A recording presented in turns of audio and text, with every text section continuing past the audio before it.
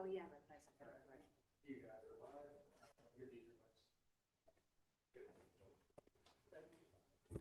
live. Good evening, everyone. Thank you for your patience. We're sorry to keep you a few minutes late here. Welcome to the April 28th, 2026 meeting of the Upper Darby Township Zoning Hearing Board. Before we begin, please join me in reciting the Pledge of Allegiance. Pledge allegiance to the flag of the United States of America and to the republic for which it stands, one nation, under God, indivisible, with liberty and justice for all.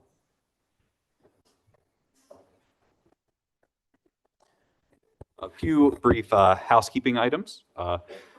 Prior to tonight's meeting, the board met in an executive session to discuss legal matters relating to this evening's applications. We also have one continuance to announce. The continuance is for application number 4-1 of 26 for the property at 7800 West Chester Pike, owned by 7800 West Chester Pike LLC. The applicant has requested that this matter be opened and continued to the May 26, 2026 agenda. That will be at 7:00 p.m. in this room on May 26th.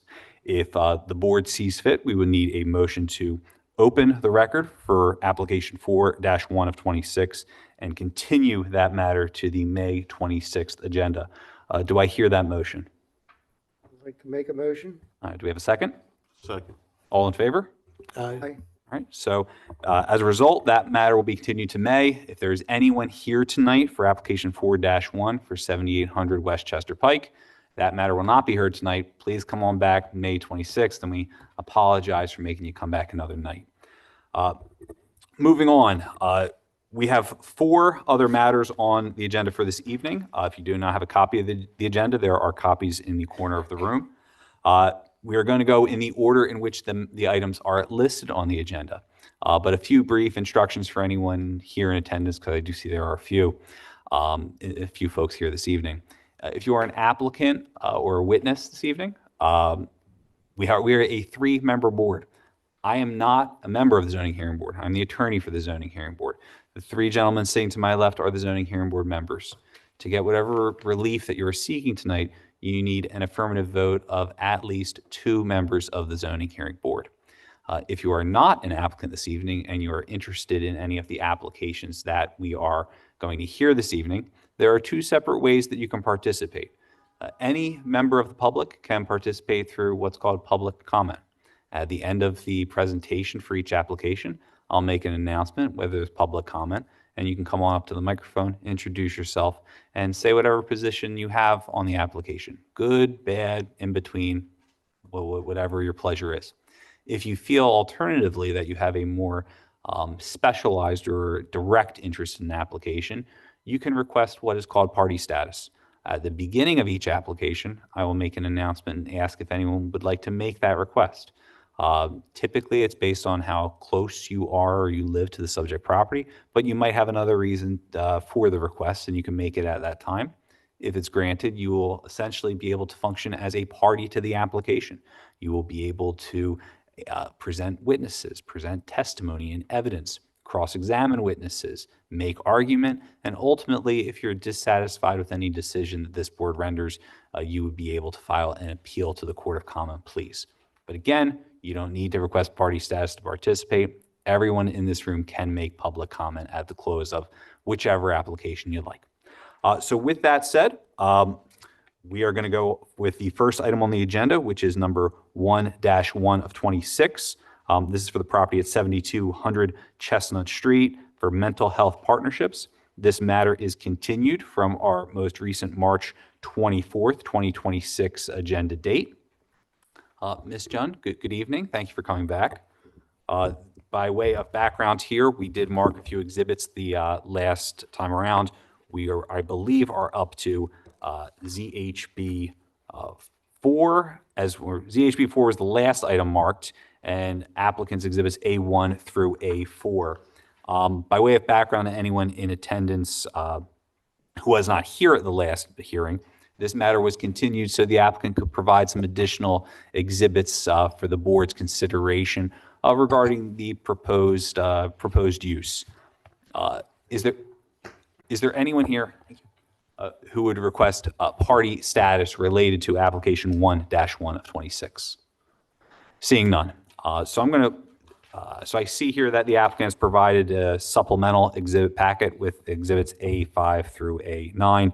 These will be admitted into the record subject to any testimony that the applicant can provide as to the content of these exhibits.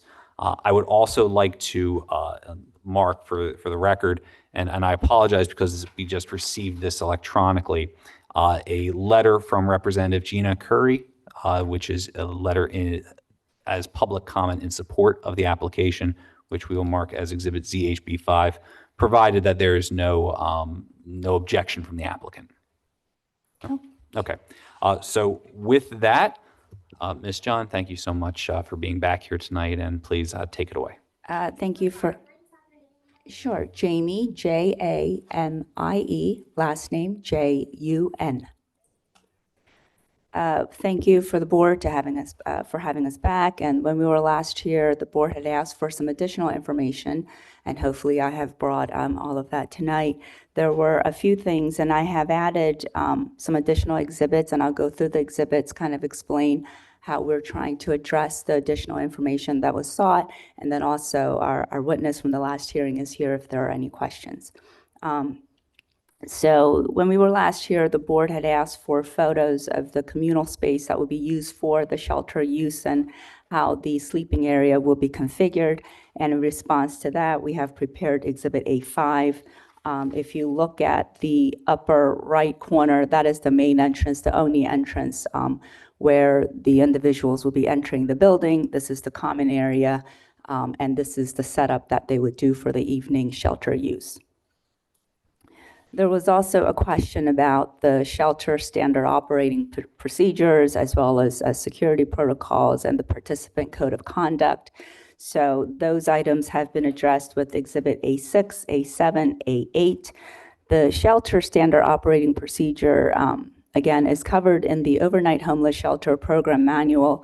There are the daily schedules that are provided, the operational flow that's set forth, the intake, safety, and documentation procedures for the individuals that would be utilizing the shelter, as well as procedures for connecting participants to housing and support services. Again, we want to reiterate that the individuals that will be coming to these shelters are transient in nature. This is not meant to be long-term housing. Those who have, who express an interest will be matched with a case manager, and the goal would be to find them more permanent housing as soon as possible.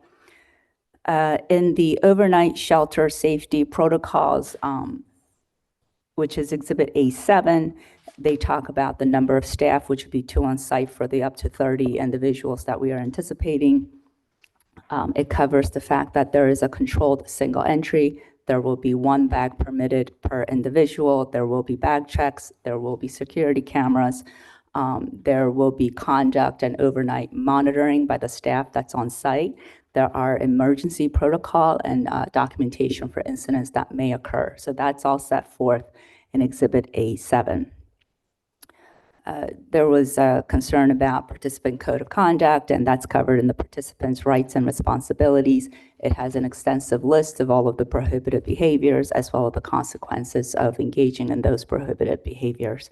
Our last exhibit, A9, is just a posting of the zoning notice that's required. So again, that's basically what we have in the package, and I think that's the additional information that was sought.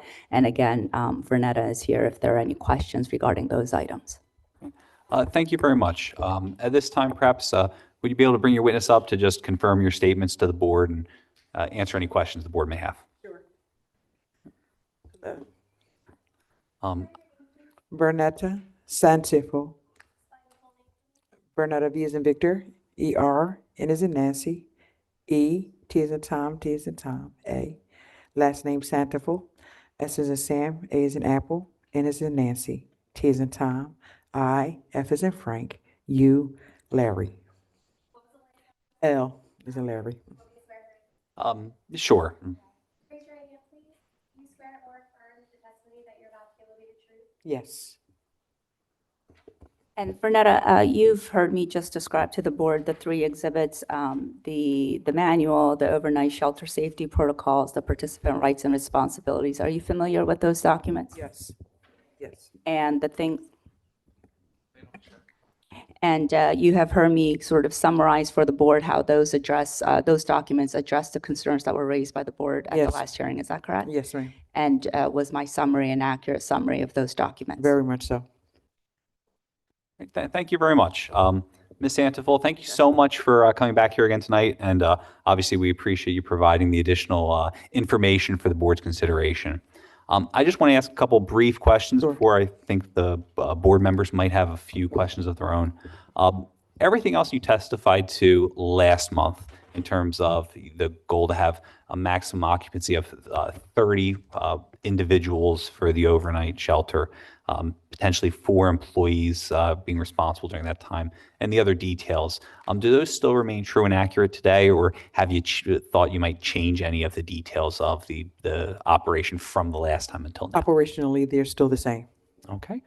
So otherwise, I'm going to leave it to the board to ask any questions, but we appreciate you being here, and thank you again for Thank providing you for it. having me.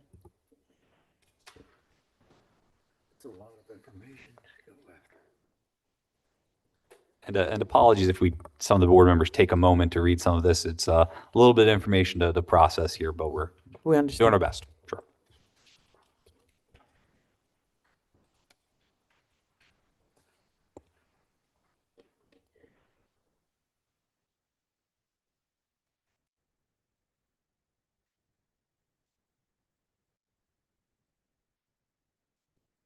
This is the front and back door, right?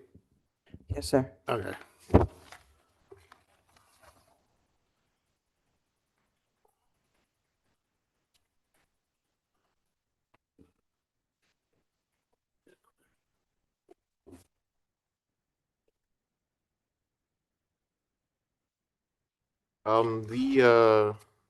The program manual and the safety protocols, is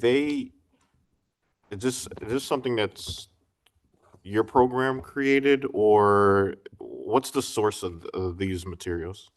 Yes, program created based upon previous shelter that was in that space as well. Oh, you adopted like previous Yes, sir. policies that was in Yes, sir. place? Yes, sir. And has these policies, or not this manual, excuse me, and safety protocols, is this like, are these certified by a third party, or who governs sort of Or your the county, application of these policies? the county. There would be Adult Family Services. So have these been approved by the county? Yes. Or reviewed and approved by the Yes, county? sir.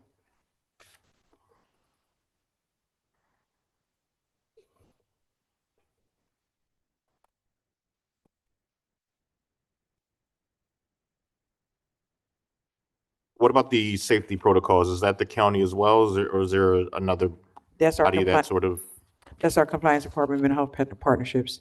I'm sorry, that might. Mental health partnerships, our compliance department. They're the ones who approved. A vice president of compliance as well as our COO. Okay. Our chief operating officer. Yes.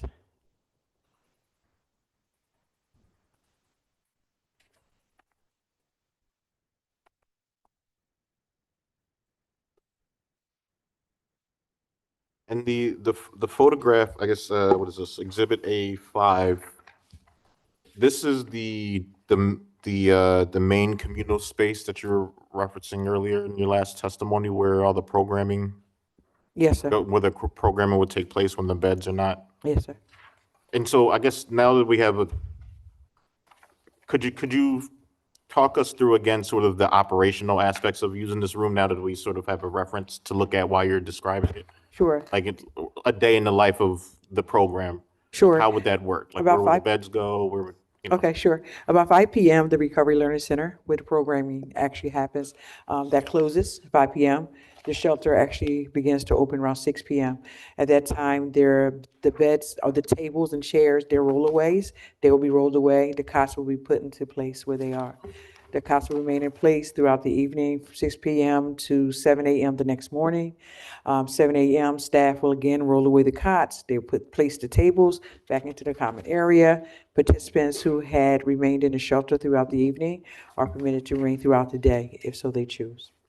So we have staff who's responsible for, that. We wanted something that was very easily to be moved. That's why the tables and the chairs are light and able to be rolled away.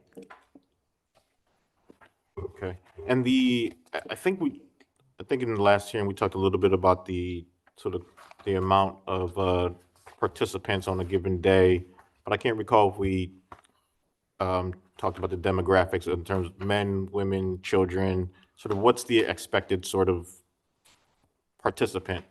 Well, again, the capacity is about 30, so we're looking up to 30. There are no children. We only service adults 18 years or older.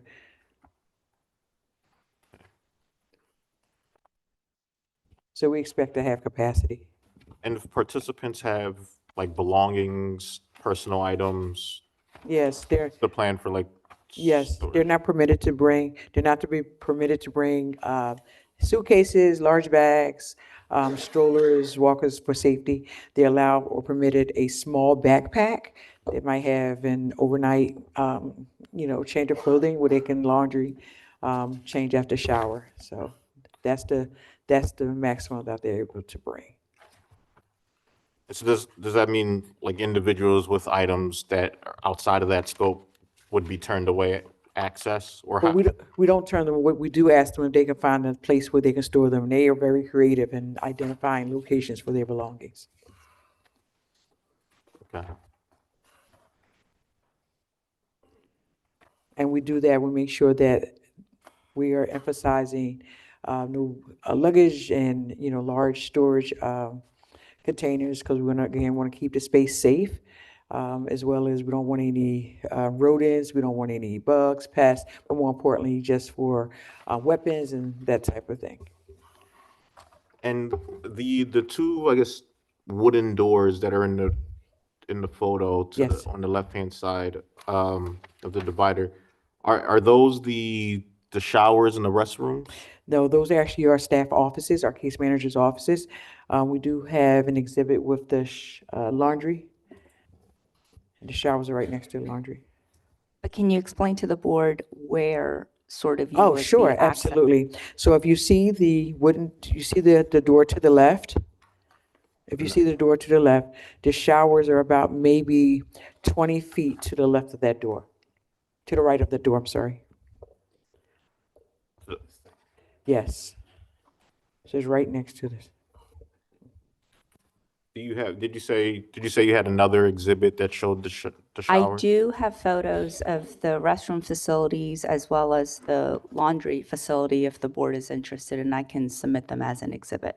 Yeah, I think so. I mean, I wouldn't be opposed to that if that's okay. I think that would help. If we can. Do you have a layout, sort of like a floor plan as well? To show We like do where not the- have a floor plan.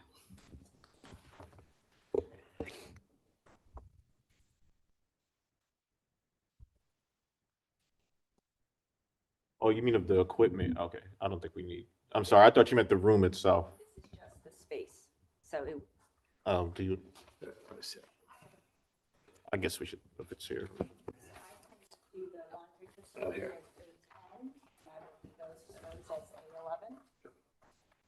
Thank you. Yeah, sure. And for the record, the applicant submitted 2 additional documents. There's a 1-page photograph of the laundry facilities, which is going to be marked as A10. And then there is, count my pages here, a 3-page submission with regard to the restroom and shower facilities. That's going to be marked as Exhibit A11. Just give us 1 second so I can distribute this to the board for them to take a look. Yes.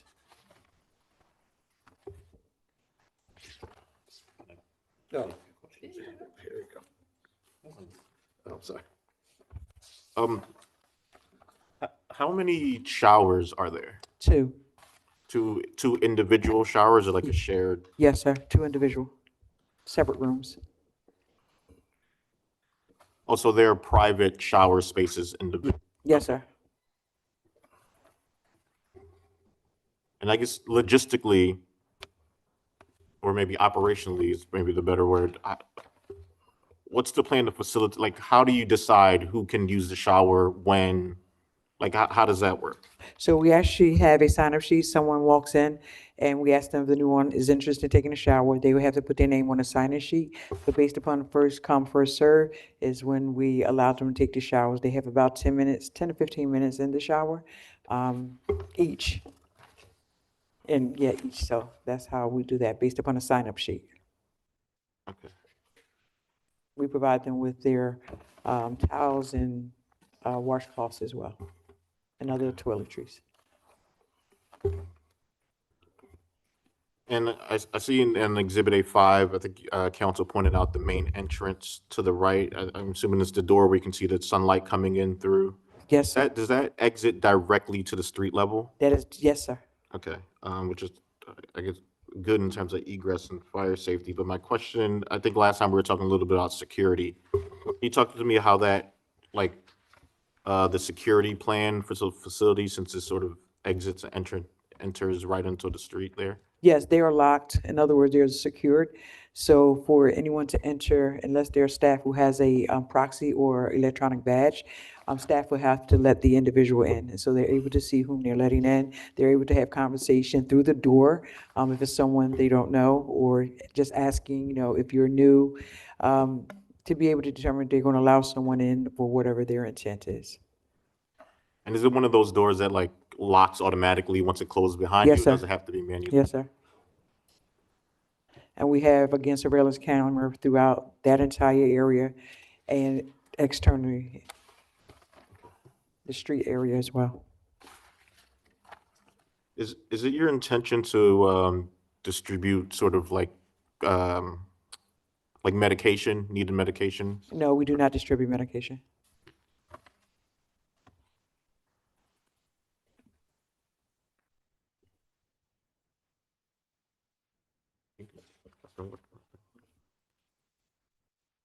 I just have a couple questions about the egress for the fire, for the entrances. Yes, Does do you have a ramp for, and for people in wheelchairs? there is no ramp there. There is, right? I'm sorry, There is one, right? there is no ramp, no. Okay. And there's no ramp in the back either, right? Correct. And you don't own the building, No, we do not. We just rent space. because you're gonna have a lot of people in one room. And some of those people have disabilities. Yes, we do have an evacuation plan. Yeah, We have, it's called, yes, our site monitors are responsible. Everyone's assigned. In case there's an emergency, we have to be evacuated. There are 2 staff who's assigned to remain back with individuals who may have some disability challenges, while the other staff is getting everyone out of the building through our evacuation, or our plan of egress. and I could see the bathroom has handicap stalls, right? Yeah, that is correct. Can I piggyback off that question for a second? Sure. Go ahead. I don't have any more questions. I'm all set. Thank you. The the county doesn't have ADA compliance requirements for a facility like this? They didn't. No, sir.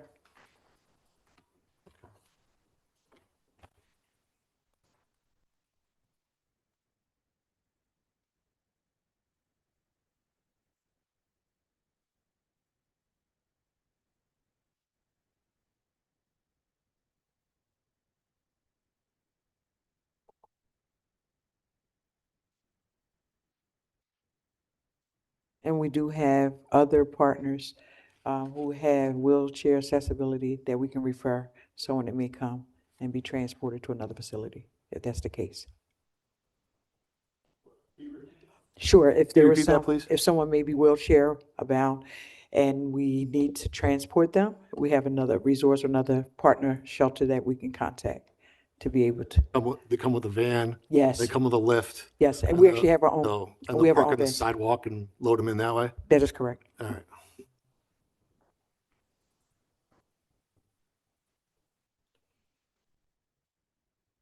Could you quickly, could you summarize sort of like what your emergency plan is, like it's not evacuation, but if there's something happening with like a participant or an employee, do you have like a Yes. direct connection with emergency services or police or anything like that? Could you just talk a little bit about that? Absolutely. Because I didn't see that. If there's emergency, depending on what it is, if we have to call, whether it's EMS, emergency services, or the police, there's a phone there. There is also staff who's able to make sure that those phone calls are made while keeping the other participants safe and keeping them out of any harm's way if such should arise.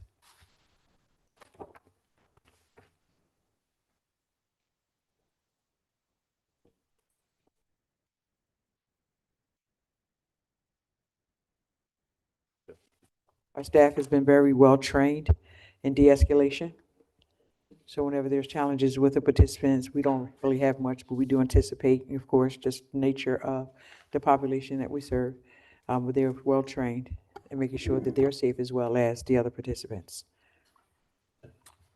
For staff, or you made me think of it. So, for staff for this particular sort of type of service, is there a specific type of certification for working with like the homeless population or people who utilize these services? No, there's no specific certification. However, most of our staff are either, I want to say, certified peer specialists. They're definitely trained. They have a lot of training, a lot of on-hands training, a lot of I want to say certified training that comes through the county that is necessary. Yes, when dealing with the population, trauma-informed care, again, de-escalation, all of the other trainings that are necessary. Mhm.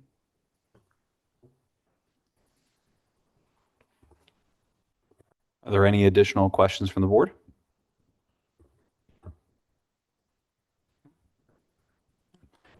At this point, is there any? I just have one question.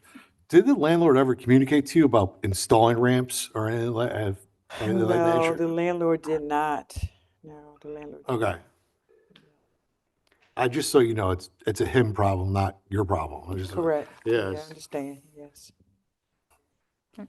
So at this point, is there any public comment related to application 1-1 of 26? Please approach, sir. Good evening. My name is Noah Fields. I also happen to be Upper Darby Township Council's Vice President, and I appreciate the opportunity to speak tonight in support of this application. The reality is there's a need for overnight shelter space in our downtown. We see it every day. People have nowhere to go, especially in the evenings during bad weather or when other resources are full. Ignoring that doesn't make this problem go away. What gives me confidence in this proposal is the organization behind it. We're fortunate to have a reputable partner willing to step up and provide this service. Experience and credibility matter with a project like this, and I believe this applicant understands the responsibility that comes with operating a shelter in our community. I know people have concerns anytime a proposal like this comes forward, and those concerns deserve to be heard. But at the end of the day, this is about whether we're willing to support a practical solution to a real issue in our township. I believe this proposal deserves the board's support, and I respectfully ask for favorable consideration. Thank you. Thank you very much. Is there any additional public comment related to this application?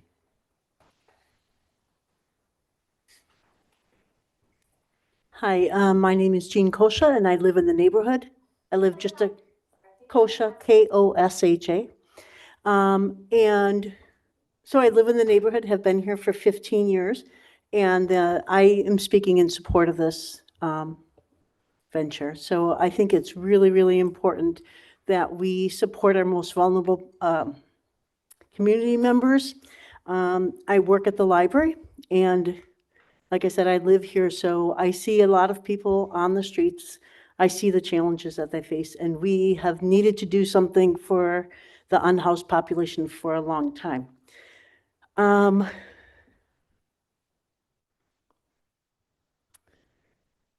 Having services during the day, I think, is essential. Providing a place for people to shower, to do their laundry is so important. in working at the library, and I'm not speaking on behalf of the library, I'm speaking as a resident, but I've seen a lot at the library. When people don't have a place to do laundry, sometimes they use the library bathrooms. That doesn't work for anybody.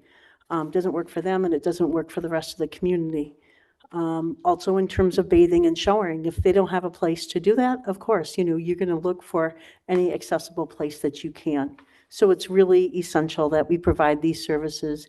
Having an overnight shelter is really important. Again, being in the community, there have been times where people have literally come to my door who are unhoused and who needed help.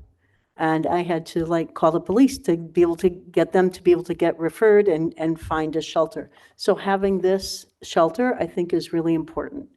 Some people may raise concerns that it's going to draw more people with serious housing issues to the area. I don't believe that. I think it's going to help people to find housing and to find their way. So I really strongly support this.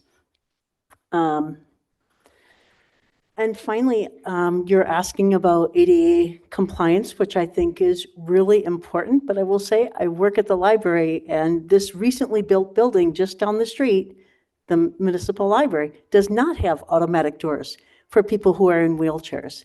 We don't need a ramp, but I don't know how the previous board ever approved that. I think it's something important to approve, but I wouldn't want you to hold up this application for something like that. I think if people can find a way to make it work, that'll be good. And again, I really ask that you seriously approve this. Thank you. Thank you very much.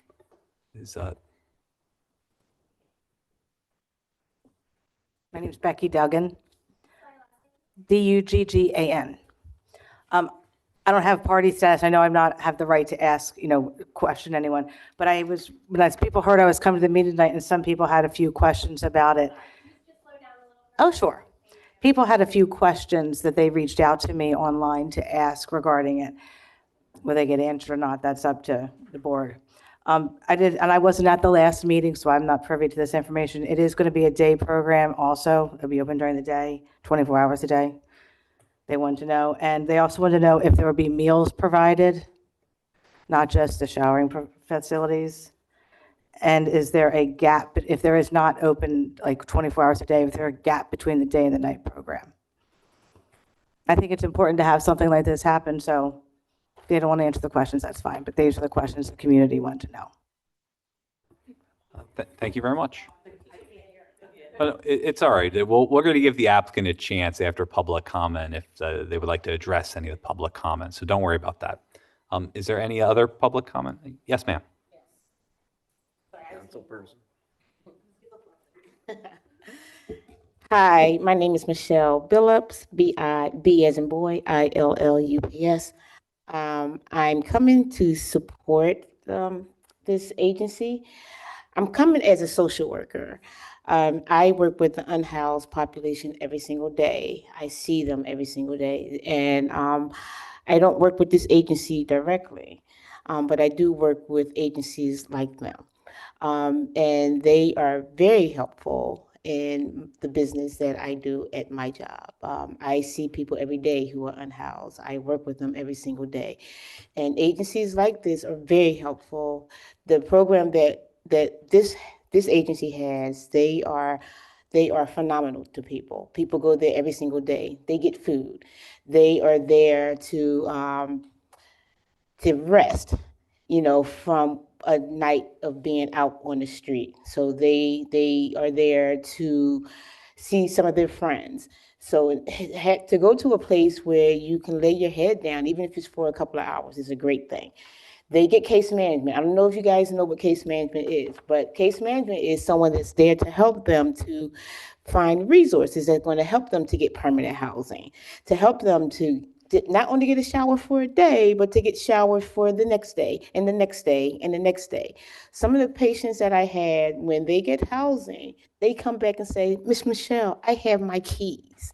And this is from places like Mental Health Partnership. So this is a great program to have in Upper Darby. Just today, on my way to work, coming to 69th Street, it was a man laying on the street.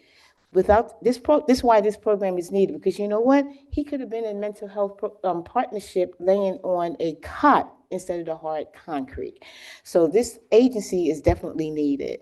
So I'm in support of this agency. I think the board needs to have it. And again, I think the agency also told you these people will not be there 24/7. They will not be there for the rest of their lives. They're there to get respite. They're there to get case management, and they're there to have people to help them to get services so they can move forward with their lives. So thank you. Thank you very much. I believe I saw someone else stand up a moment ago. Joanne Namavong. N like Nicholas, A, M like Mary, another M, A, V like Victor, O, N like Nicholas, G like Gary. I'm just here I don't have a lot to say, but I'm just here to speak in support of this application. I think the services that I wasn't at the last one, but what I've heard tonight, it sounds like the plan is solid. They've, covered all the bases as far as security and, the help that they're going to be giving to people who require these services. So I'm asking the board to please consider this application and approve it. Thank you. Thank you very much.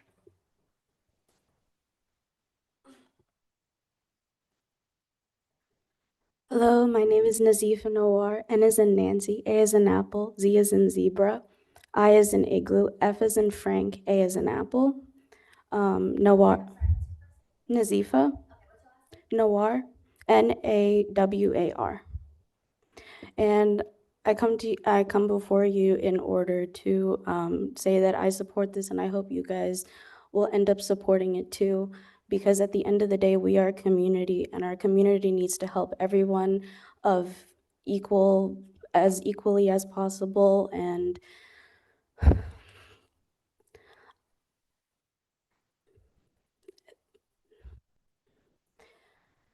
It's okay. sorry, this is my first time being here, so this topic was very important to me, and I wanted to make sure that my opinion was heard, because there are way too many people in this community that are maybe one paycheck away from being homeless, or maybe two paychecks away from being homeless. They need at least some place where they can even recover for just one night, because everyone should have the dignity of having a shower, having a clean bed.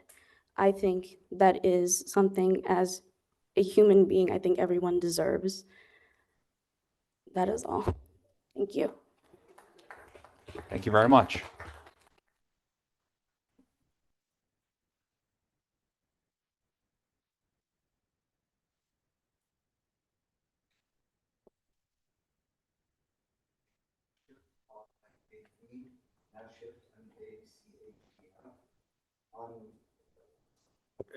Okay, should I repeat my name or it's okay?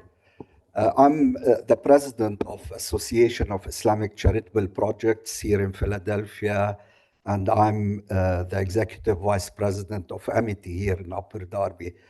I don't know anything about the project or the agency, except just listening to what was mentioned. It mobilizes my heart. Over the years, within the line of work that we do, we have taught for many years at Greater Fort, and we have seen many cases of halfway houses and people getting out of prison, needing help. Within our line, we have taught many people to blend again into the society, and we have seen the ugliness of what people suffer to be given a second chance. We have seen people getting killed. We have seen people getting killed in drug abuse. We have seen very scarce resources being directed towards the well-being of individuals. Within our line of work, we do teach. We teach the Islamic ethos. We teach people how to improve their careers, how to blend into society again, how to work. And this kind of project is definitely very important. It's definitely worthwhile. I don't know anything about the logistics or the operational aspect of it, but the concept of it is something that deserves attention and deserves support. And this is something that completes the endeavor that we do in that area. Just I wanted to express that, and thank you. Thank you very much. Kyle? Sir, please introduce yourself to the board. Kyle McIntyre. I am a resident, former member, former colleague of the zoning hearing board.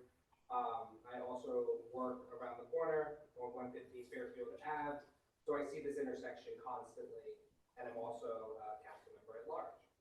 So, as a former member of the zoning hearing board, I want to speak in support of this application.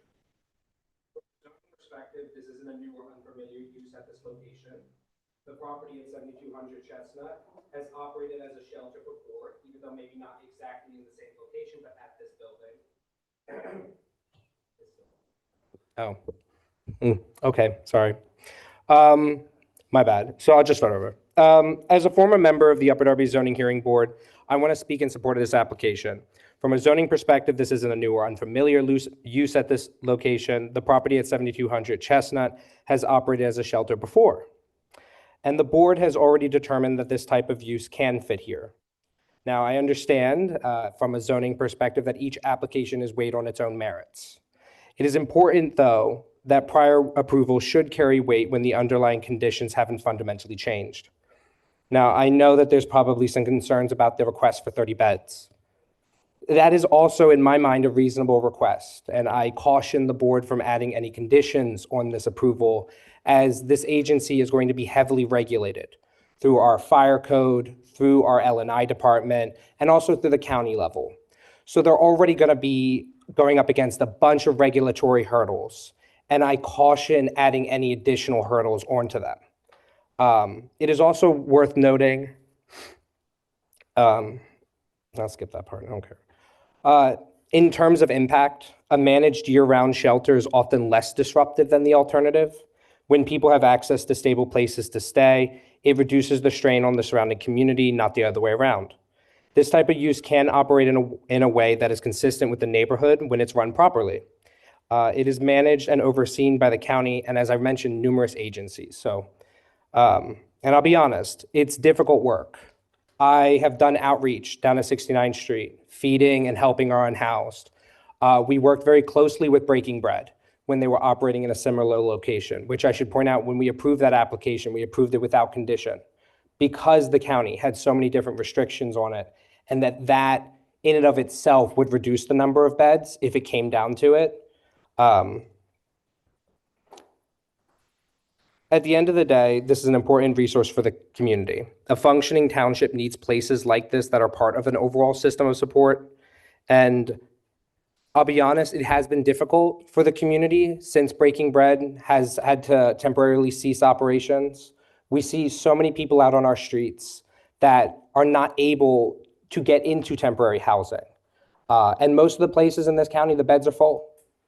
That count of 30 beds, if they can do it, it's a godsend, truly. Some of our greatest success stories that I know about in the organization that I work for have come from the relationships we built at Breaking Bread, where some of those people got on their feet and they became productive members of society became successful members of society afterwards, should I say. I have full confidence in this organization to deliver. And you know for a fact that if I was up there right now, and you guys go back to executive session to debate this, I'd be right there fighting for this application. So I hope you will too. Thank you. Thank you very much.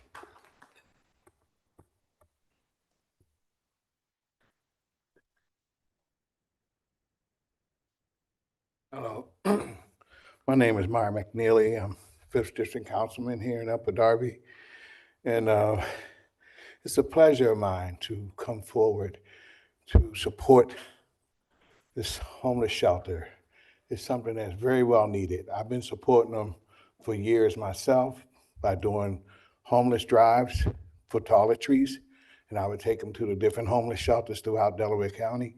And I've been doing it for years, and I'm going to continue to do that. I just hope that we continue to help the people that need help, because these people, when you in a homeless shelter, you need help. You're at your lowest, and you're at the very bottom. And to see someone laying on concrete, trying to get comfortable, or it's just heartless, you know? And so this is something that really need to be supported and need to be put through and as fast as possible, because we don't need people laying on our streets. I see them in the terminal laying down. I see them on 69th Street laying down. And we really do need to get them some shelter. And just like I said, I'm going to continue to try to help them every way I can. Thank you. Thank you very much.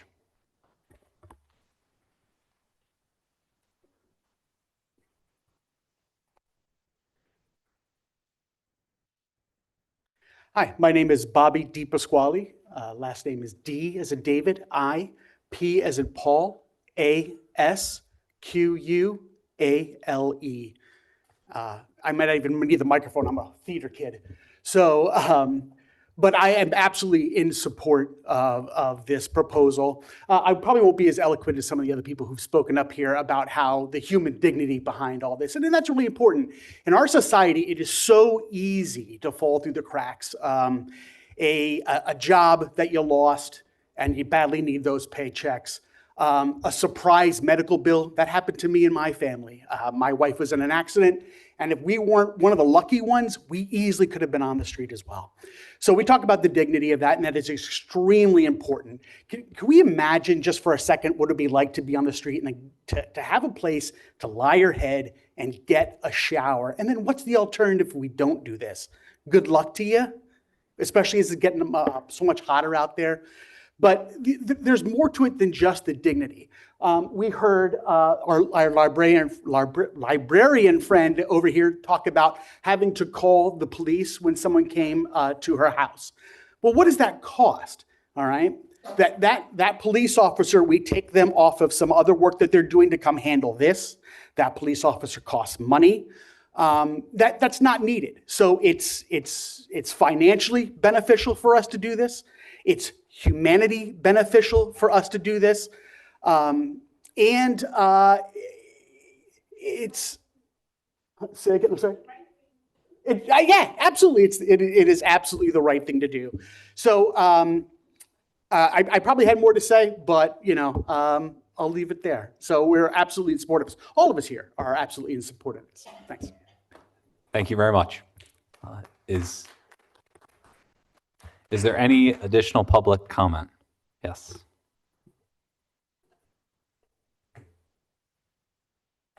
Hello, Brian O'Neill, Oneill, resident and councilman for First District. To be brief, it's the humane thing to do. That's it. Thank you very much.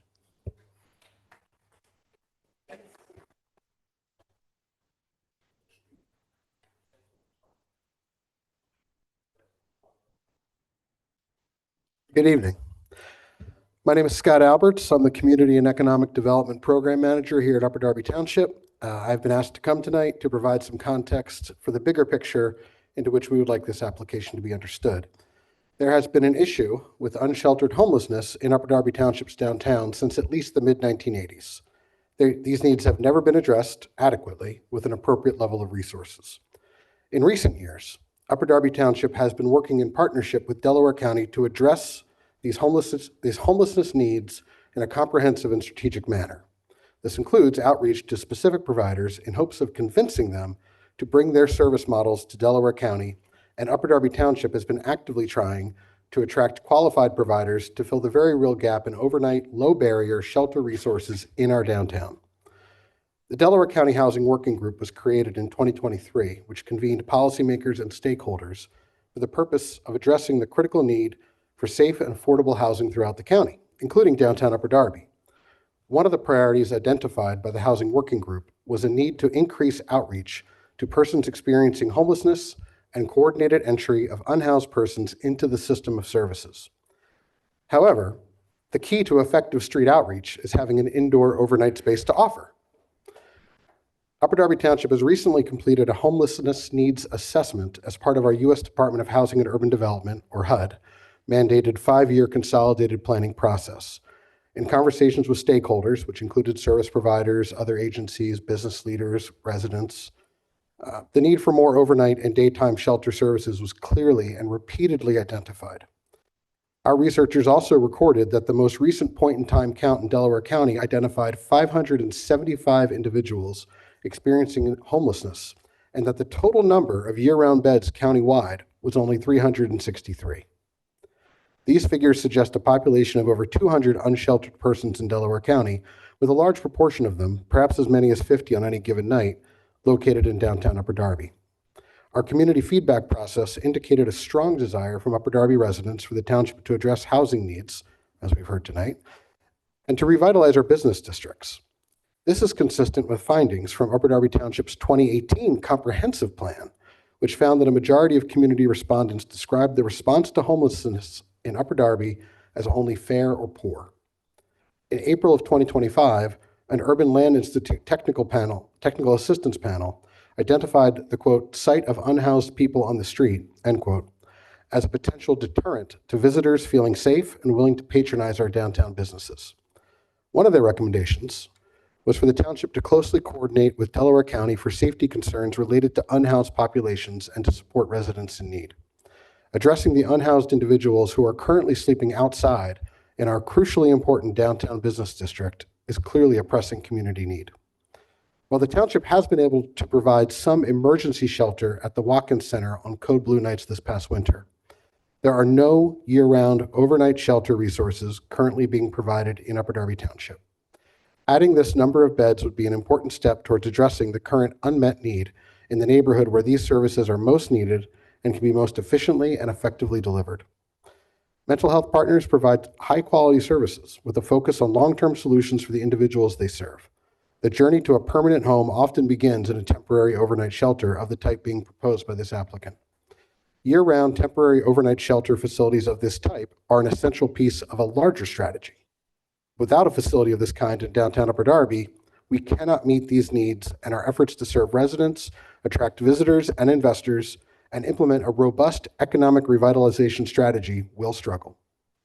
Mental Health Partnerships currently provides a nighttime street outreach service for Delaware County. But again, street outreach is of limited effectiveness without also offering an indoor place for persons on the street to go. We ask that the members of this board will consider this and all such applications of this type in the context of these human and economic revitalization needs. Thank you for your time. Thank you. Thank you very much. Is there any further public comment at this time? Seeing none. Ms. Junn, would you care to address any of the questions that we perhaps heard during public comment? So the two questions was the hours of operation and also whether there would be any meal service here. As was testified to at the last hearing, mental health partnerships, they currently function here during the day hours, 9 to 5, as an office and providing community services during the daytime. There will be a gap where they're setting up for the shelter use, and then we're just adding the shelter use to that existing use that's already at that property. So I know that technically, again, this is a variance that we're seeking for the shelter use, but it really is just an extension of the services that they are currently providing during the existing office hours that they have. In terms of the meal service, there will not be a full operating kitchen here that will be cooking meals, but there will be light snacks or meals that could be provided also based on donations and that sort of thing. So I think those were the two questions. And just in closing, again, we really appreciate everybody from the community coming out and, providing statements in support. And I think that really goes to show that if this variance is granted, that there will not be an adverse impact on public health, safety, and welfare. To the contrary, it actually will be a benefit to the community and address a need that has to be met. Thank you very much. So at this point, the board will close the record and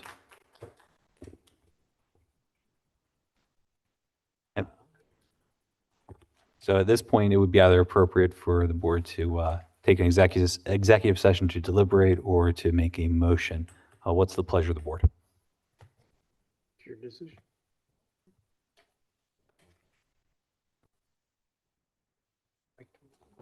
Make a motion to approve the application. Second. All in favor?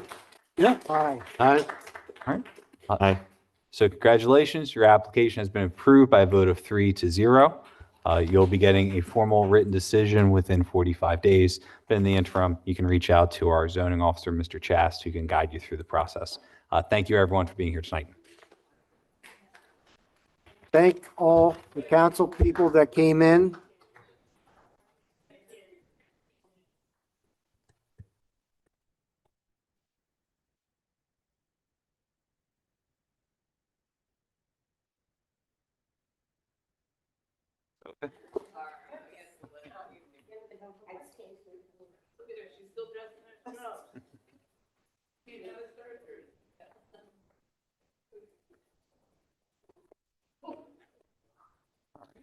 Moving forward with the agenda for this evening, next application is application number 2-2 of 26 for the property at 22 2nd Street in Lansdowne.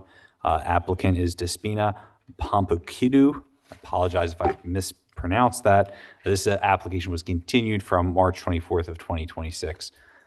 Good evening again, sir. Do me a favor. Can you introduce yourself and be sworn in? Name is John Rossiter, Rossiter. Raise your right hand, please. Do you swear or affirm that the testimony that you're about to give? Yes, ma'am.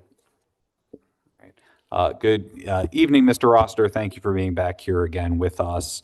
I remember the last time we had an issue with there being needing an authorization here, but from what I understand, you provided that to our zoning office. Is that right? And Josh, we got that? All right, Yes. perfect. Yes. So let me just mark a few exhibits here. I don't believe we got into the exhibits last time. So ZHB1 will be the application package, ZHB2 will be the proof of posting, and ZHB3 will be the proof of publication. ZHB4, we will make the authorization form that you provided to our zoning office. And otherwise, Mr. Roster, please feel free to take it away. Thank you. So we recently purchased a property on 2nd Street in the Fernwood section of Upper Darby. It's pretty much all commercial. There's a couple houses on the street.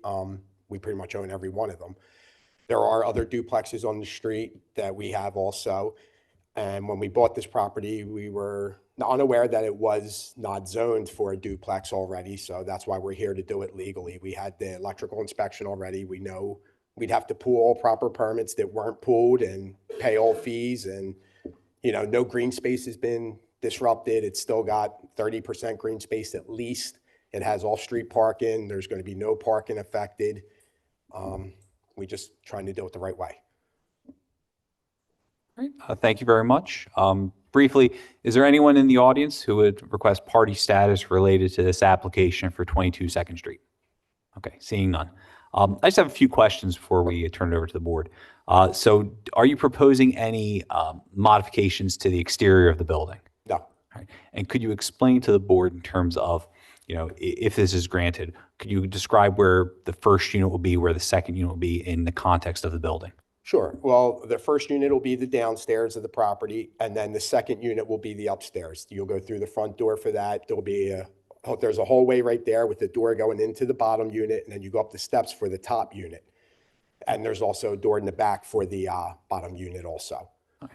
So was this, and I forgot to ask a moment ago, is this work that was already done before you purchased the property? Yeah. All these houses on this street have been duplexes I'm 44 years old, so since I've been born, the ones that are duplexes have already been that since then. So fair to say that this is a condition that existed when you bought it, and now you're trying to legalize it. Exactly. Like we inherited the tenants and everything. Like they've been there. And so the building is currently occupied by two separate tenants, two separate families? Yes. Well, it's a single older woman in the back. She's like 71. She's lived there for a couple years. And then in the front, it's a family with 2 kids. And how many bedrooms would each unit be? The downstairs unit is 1 bedroom and the upstairs unit is 3 bedrooms. Can you do me a favor? Are Are there separate utility connections Yes, or? that's already been there. Like I said, I just had the electric inspected by Mid-Atlantic Electric inspectors and everything, passed with flying colors, sent it to Pico and whatnot. Okay. Those are all the questions I had, just to clarify a few details, but obviously the board might have some further questions. Thank you. I have a question. Egress for fire? Yes, there is no fire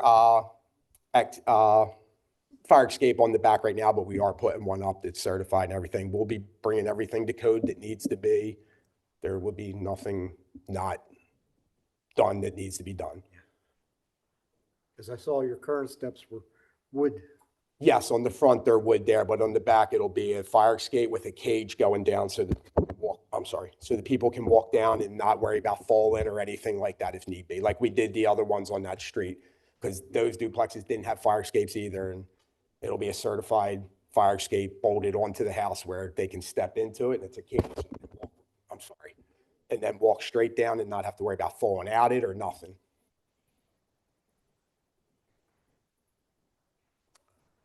Are there demising walls going down? Is there what? Is there demising walls separating the basement from the upper level, first floor? Yes, the downstairs apartment has access to the whole basement. They're the only ones that will have access to the basement. You don't have to cross through the first floor space? No, nope, not at all. So can you help orient me a little bit? Because I think when you were describing like where the existing, I guess, occupants are, you said the one lady was in the back versus the front. But when you're describing units, you're saying the upstairs one versus the downstairs. So is the downstairs one 2 levels and the upstairs one level? Like, could you explain the units to me? Yes, what happens is you walk in, she uses the back door all the time to come in instead of the front because the other people use the front, but she has the access through the front to also come out on her door. When you go in, you go in the front door, there's a wall here going straight across, and then you can either go straight up the steps or you can go into that bottom apartment. Okay. I'm sorry. And that bottom apartment is the one that has the direct access to the basement? Correct. And then the one that's upstairs, it's just the flight of steps and it's like the one unit that's upstairs? Exactly. Got it. Yes, sir. What's the kind of bedroom or like room makeup, like bedrooms, bathrooms? So you go up the stairs and you have the bathroom there, right at the top of the steps. And then right next to it is the kitchen. And then you have a bathroom, and then a bedroom in the front. And then there's an attic also that's made into a living space. Also, the heated. Upstairs one is 3 bedrooms? 3 bedrooms? No, the downstairs is only 1 bedroom. That's the upstairs unit that's 3 bedrooms. Okay. So you have a working kitchen downstairs too? Yes. Is it vented to the outside? Yes. And I assume the one upstairs is as well. Yeah, of course. What kind of stove is it? It is gas. Are all the utilities separated or just some of them? Okay. Gas and water, electric. The gas isn't separated. We pay that. The electric and water is separated. Did you testify? Are you looking? Is there off-street parking for this? Oh, there is. Yes. Okay. In the back of the house, there's a yard that's fenced in for them to do whatever they want. If they want to put lawn furniture out there or whatever, that is 40 foot wide by 25 foot long. And then the driveway, that is 32 wide by 80 long. Okay. Is there a vent for the bathroom in the basement? Yes. Does it go outside? Yes. It goes straight up through the roof. It's vented.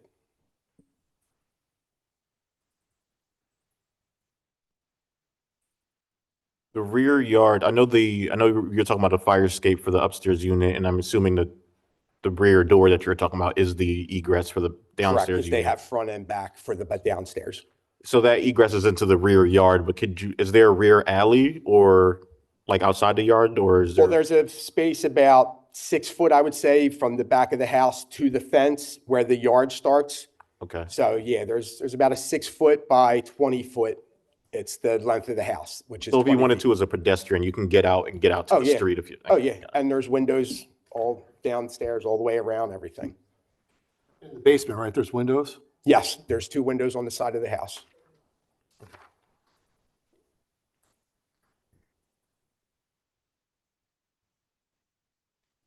Are they big enough for someone to get through them? I can fit.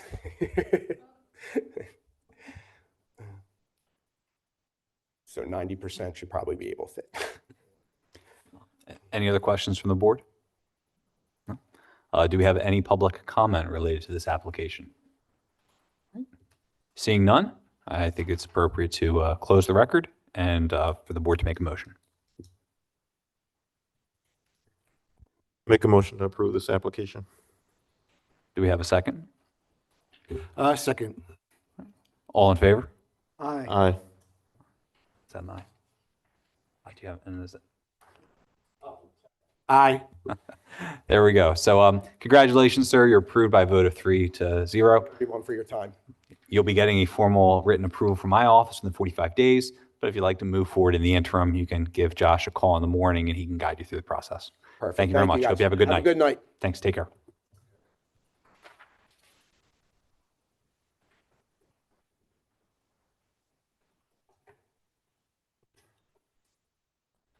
The next item on the agenda is application 4-2 of 26 for Malika Harrison and the property at 520 Timber Lake Road. Yes, ma'am, please approach. And while you're coming up to the microphone, just going to mark a few exhibits for the record here. We've got ZHB1, which is the application package that was submitted. ZHB2 is going to be the proof of posting, and ZHB3 will be the proof of publication. Is there any member of the audience who would like to request party status with regard to this application for the property at 520 Timberlake Road? All right, seeing none. Ma'am, do me a favor. Can you introduce yourself, be sworn in by our court reporter, and then feel free to tell us what you want to do. Okay. Hi, my name is Malika Harrison. You need me to spell it? No, I have it here. Can you raise your right hand for me, please? Do you swear or affirm that the testimony that you're about to give will be the truth? Yes, I swear.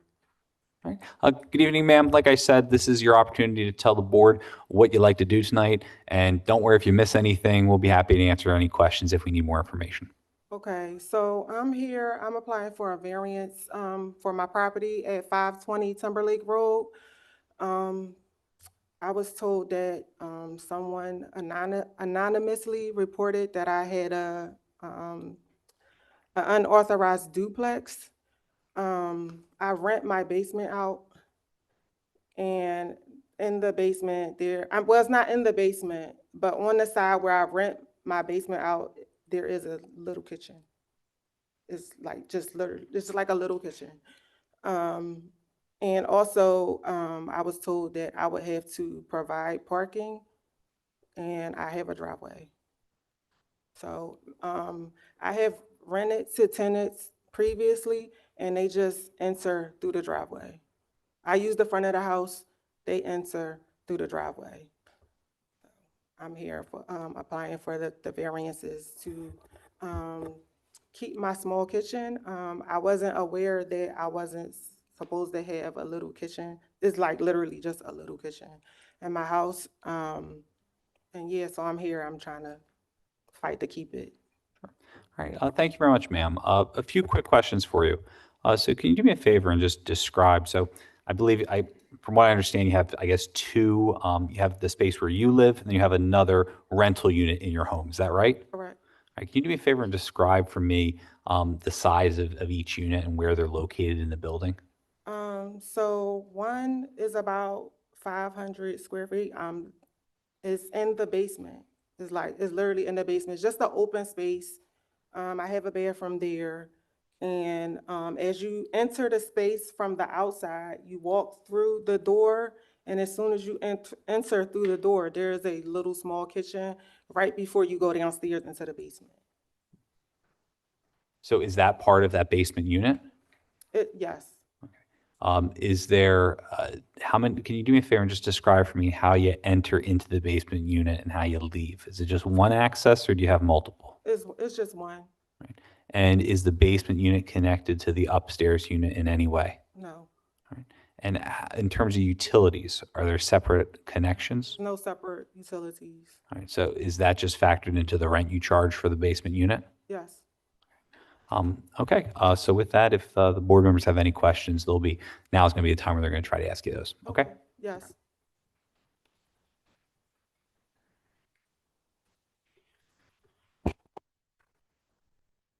So I think I got a bit confused regarding the basement access because I thought I heard you. So the kitchen itself, or for the unit that you're renting, the kitchen that you're referring to, that's in the basement? It's not in the basement. It's right before, so if you coming through my back door, I'm coming through my back door right here. Go straight. It's a little area that has like a little kitchen in it. And then on the other side of the little area, you go downstairs to the basement. Like a foyer, or what do you say that word? A Foyer? vestibule. It's a vestibule. A vestibule. Okay. Correct. So the back door that you're talking about, that's back door, that's ground level access to your house, but that door itself you don't access the basement to that from that door. No, but there is a window in the front of the house. Okay, so you get into the vestibule with the I guess the kitchen. Is it like a gas, like an efficiency type? It's literally a stovetop. I mean, not a stovetop. A hot plate. I'm sorry, a hot plate. It's literally a hot plate. It's a hot plate. It's just the way that it's set up. It's just he did it. My contractor, he did it where as though it would look nice, but it's literally a hot plate. So you enter into the back of your house. There's the vestibule with the hot plate set up, and then there's a door where you can access the basement. Correct. And then you go down, and then It's an in that open basement space. is a room. It's like not a room. It's just open. It's just open. It's just an open area. Is there a furnace there for your Yes. heating? Yes. And is that solely for your downstairs basement? It's for the Or is entire that house. for the whole house? It's for the entire house. Nothing is separated. There's also a site plan that was provided. Well, can we see that, please?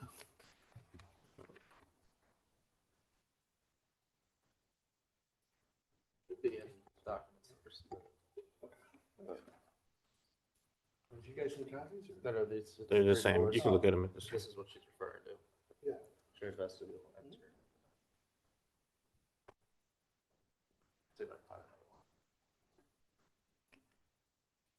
So from the basement space, you said there is a bathroom down there. Correct. Is it a full bathroom? It's a full bathroom. To leave that basement, it's basically the way you went down. It's like okay. Yes. Are there windows? Yes. Are there windows a person could fit through, or is it Yes. okay? Like an emergency exit? Yes.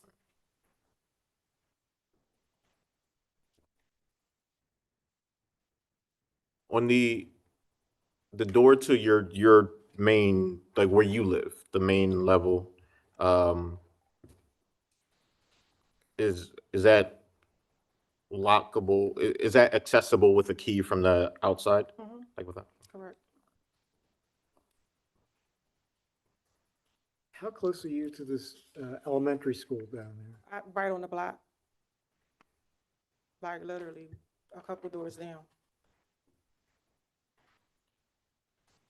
The hot plate that I'm gonna call it the hot plate. It's a hot plate. The hot plate that you're referencing, is that electric or gas? It's electric. Wait, I'm not sure. Wait, what? It's How does it get hot? Like, does it plug in, or is there a gas line? it plugs in. Okay, so that's electric.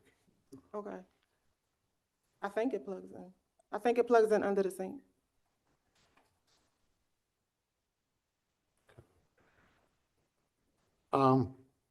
Where's the washer and dryer you use? The washer and dryer is in the basement. You utilize that washer and dryer? No.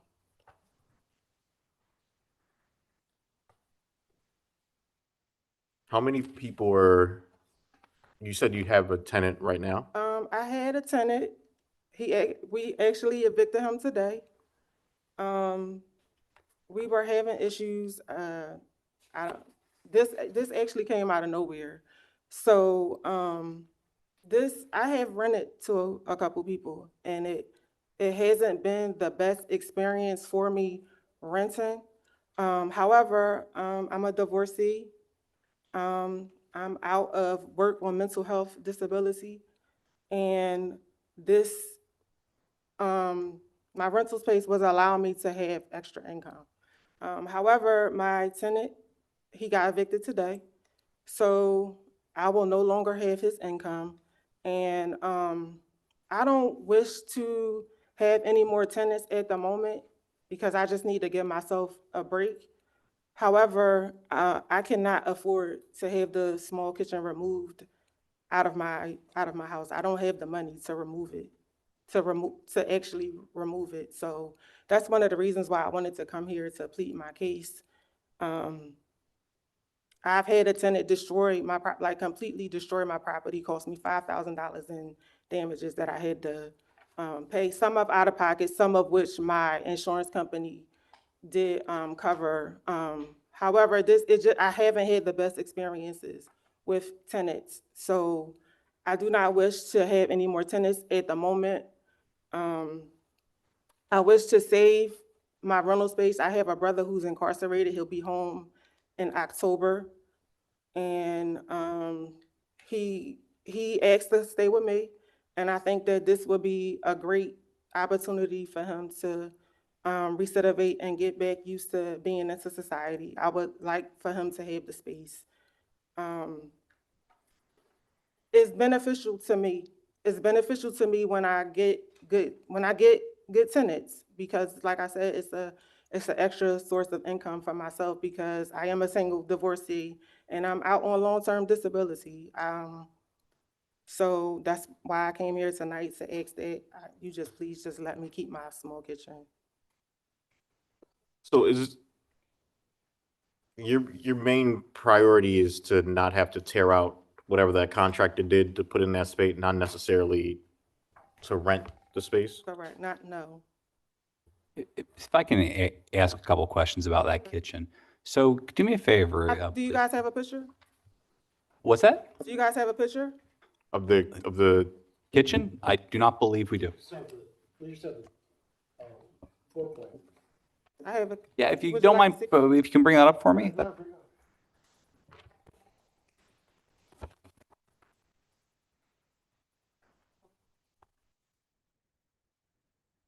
Just for the record, the applicants provided a one-page photograph that shows a number of pictures, including the kitchen area at issue.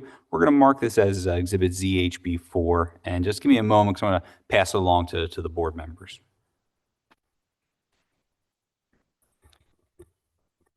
And just a real quick question, I just want to make sure I understand. With regard to the kitchen area, is that basically part of the basement unit, or is that part of the upstairs unit that the basement, whoever's living in the basement can open the door and then access that little area? Yes. Okay, so it's But part. it's not, it's on the first floor. It's not a part of the basement. Right, but they have to open the door basically to the first floor unit, use the kitchen, then go back downstairs? Yes, but it's all private. I don't use the kitchen at all. I have my own kitchen. Where's the sleeping area? I'm sorry? Sleeping area? It's basically the downstairs. It's pictures up there on there also. It's just an open area. There's no bedroom.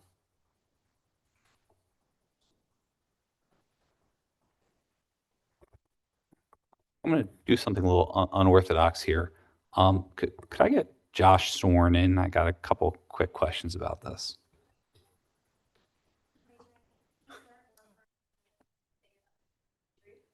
I do. Josh, sorry to put you on the spot. So I guess my question is, for Ms. Harrison to keep that small kitchenette that we're looking at, would she be allowed, even if the board, I don't know what the board's going to do, but if the board didn't grant relief for there to be a rental, would Ms. Harrison still be allowed to keep the kitchenette as part of the main residence? Generally, we have anyone who has a secondary kitchen, have them remove it without, having that duplex. If they have a kitchen, a bathroom, and a bedroom, it's essentially a living unit. Mhm. So with the three of those, we would consider it that. Okay, I was just curious. Now, in terms of a kitchen, if there was no hot plate or cooking device, and it was just the sink and the refrigerator, would that still be considered a kitchen? or no? It would not. Okay. Just trying to get some more information here because seems like we've got a couple different issues. I appreciate that. You sure can. I have a follow-up, Mr. Chast. I want to make sure I understand what you just testified. The combination of the bathroom, the living space, I guess, or sleeping space, and the kitchen as one unit is what creates an issue for the kitchen, right? That's correct. That it creates a dwelling unit. Like the combination of those three things? Right. So even if it's maybe not used right now, maybe then it gets sold again later, and then all of a sudden we have a duplex. But the kitchen itself is not within the unit? Because if I understand the testimony correctly, I just want, and maybe I don't, so correct me if I'm wrong. But the kitchen itself is actually part of the upstairs unit? I think maybe we can just double check on that. So from what I believe, Ms. Harrison, and you can correct us if we're wrong, but it sounded like to me when you were testifying that the kitchen's part of the first floor space and there's a door separating that from getting down to the basement. Yes, Okay. that's all right. correct.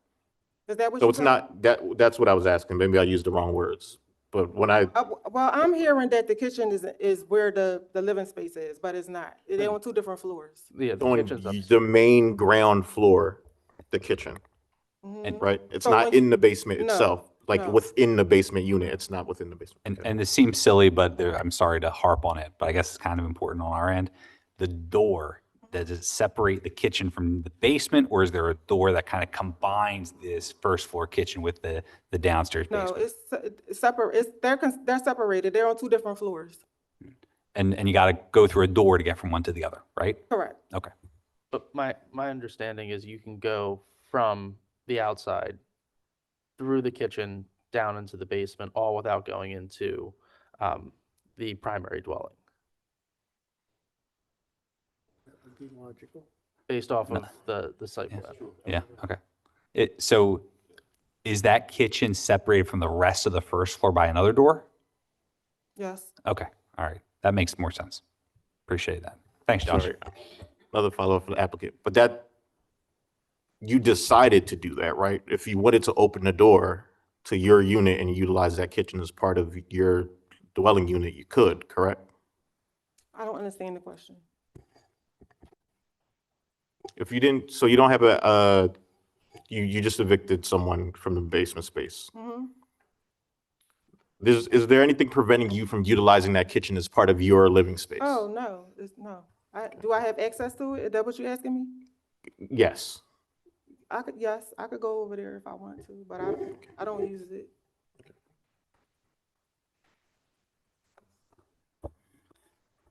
Does the board have any other questions for either of our witnesses? No? Okay. Is there any public comment related to this application? So I think what we're going to do at the moment is we're going to close the record, and the board's going to take a moment to discuss the application in executive session, and we'll be right back.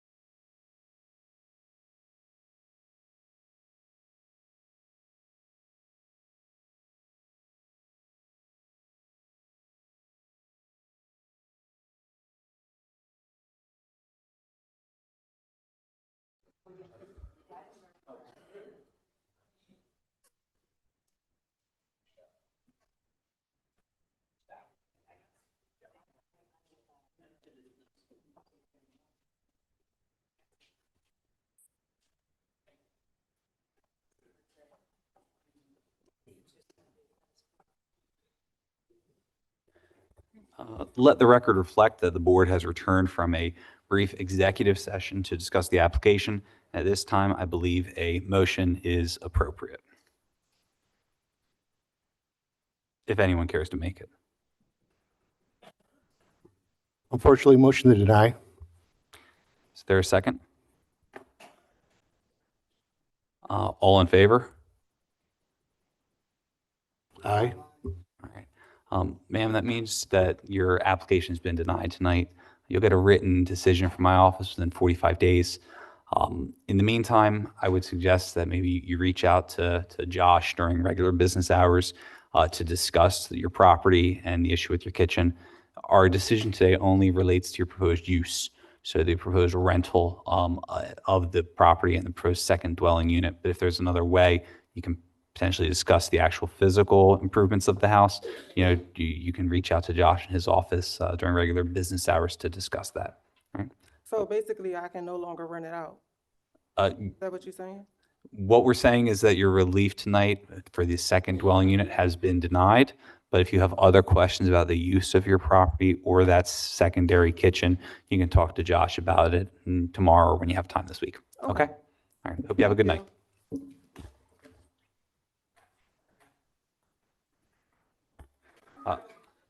Last but not least, we have application number 4-3 of 26 for Riyadh Nashef for the property located at 7221 Sellers Avenue here in Upper Darby. While the applicant is coming to the microphone, and I do recall from earlier today, this is the applicant. I do want to mark a few exhibits for the record.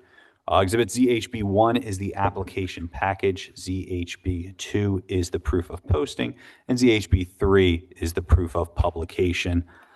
Is there any member of the audience who would like to request party status with regard to application number 4-3 of 26? I see a couple of hands here.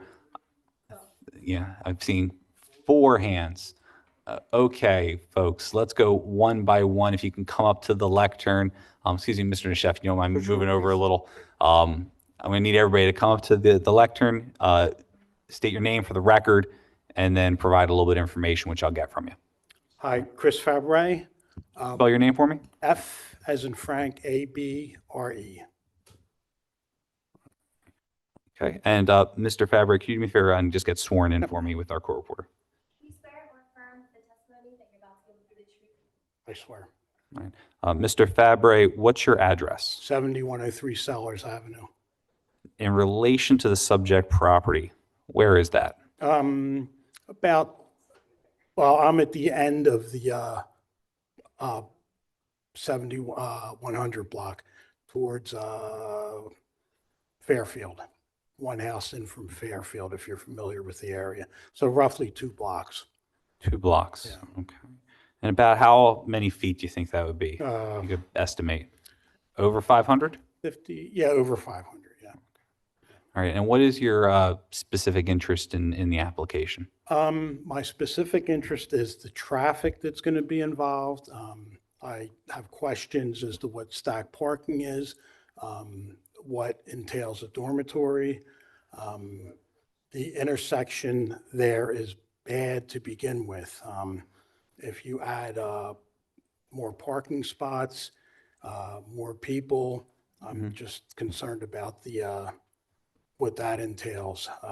Sellers Avenue has become a drag strip, basically. The stop signs are suggestions.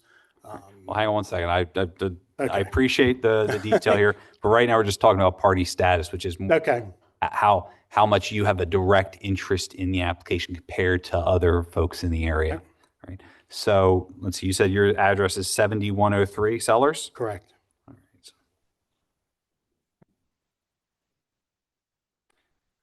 give me one moment here.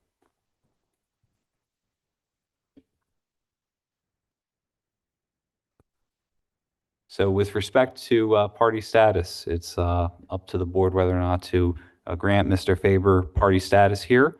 As far as location goes, the typical guide marker is 500 feet. So it seems like 2 blocks is a little further than that, but it's in the board's discretion if you'd like to grant party status in this situation. I vote to grant them. All right. Do we have a second on that? Second. All right. All in favor? Okay. Congratulations, sir. You're Thank you. granted party status. I saw 3 other hands. Okay. All right. All right. So is there anyone else who would like to request party status? And keep in mind, anyone can make public comment at the end of the application. So you're not waiving that right. So no one else, no other party status requests? Okay, seeing none. Thank you, Mr. Faber. You can now be a party. Please have a seat, and you'll have an opportunity to ask questions after the applicant's completed here. All right. Okay, so otherwise, Mr. Nashef, if you could do me a favor, come back to, and I think you can use the main microphone there. You don't have to use the second one.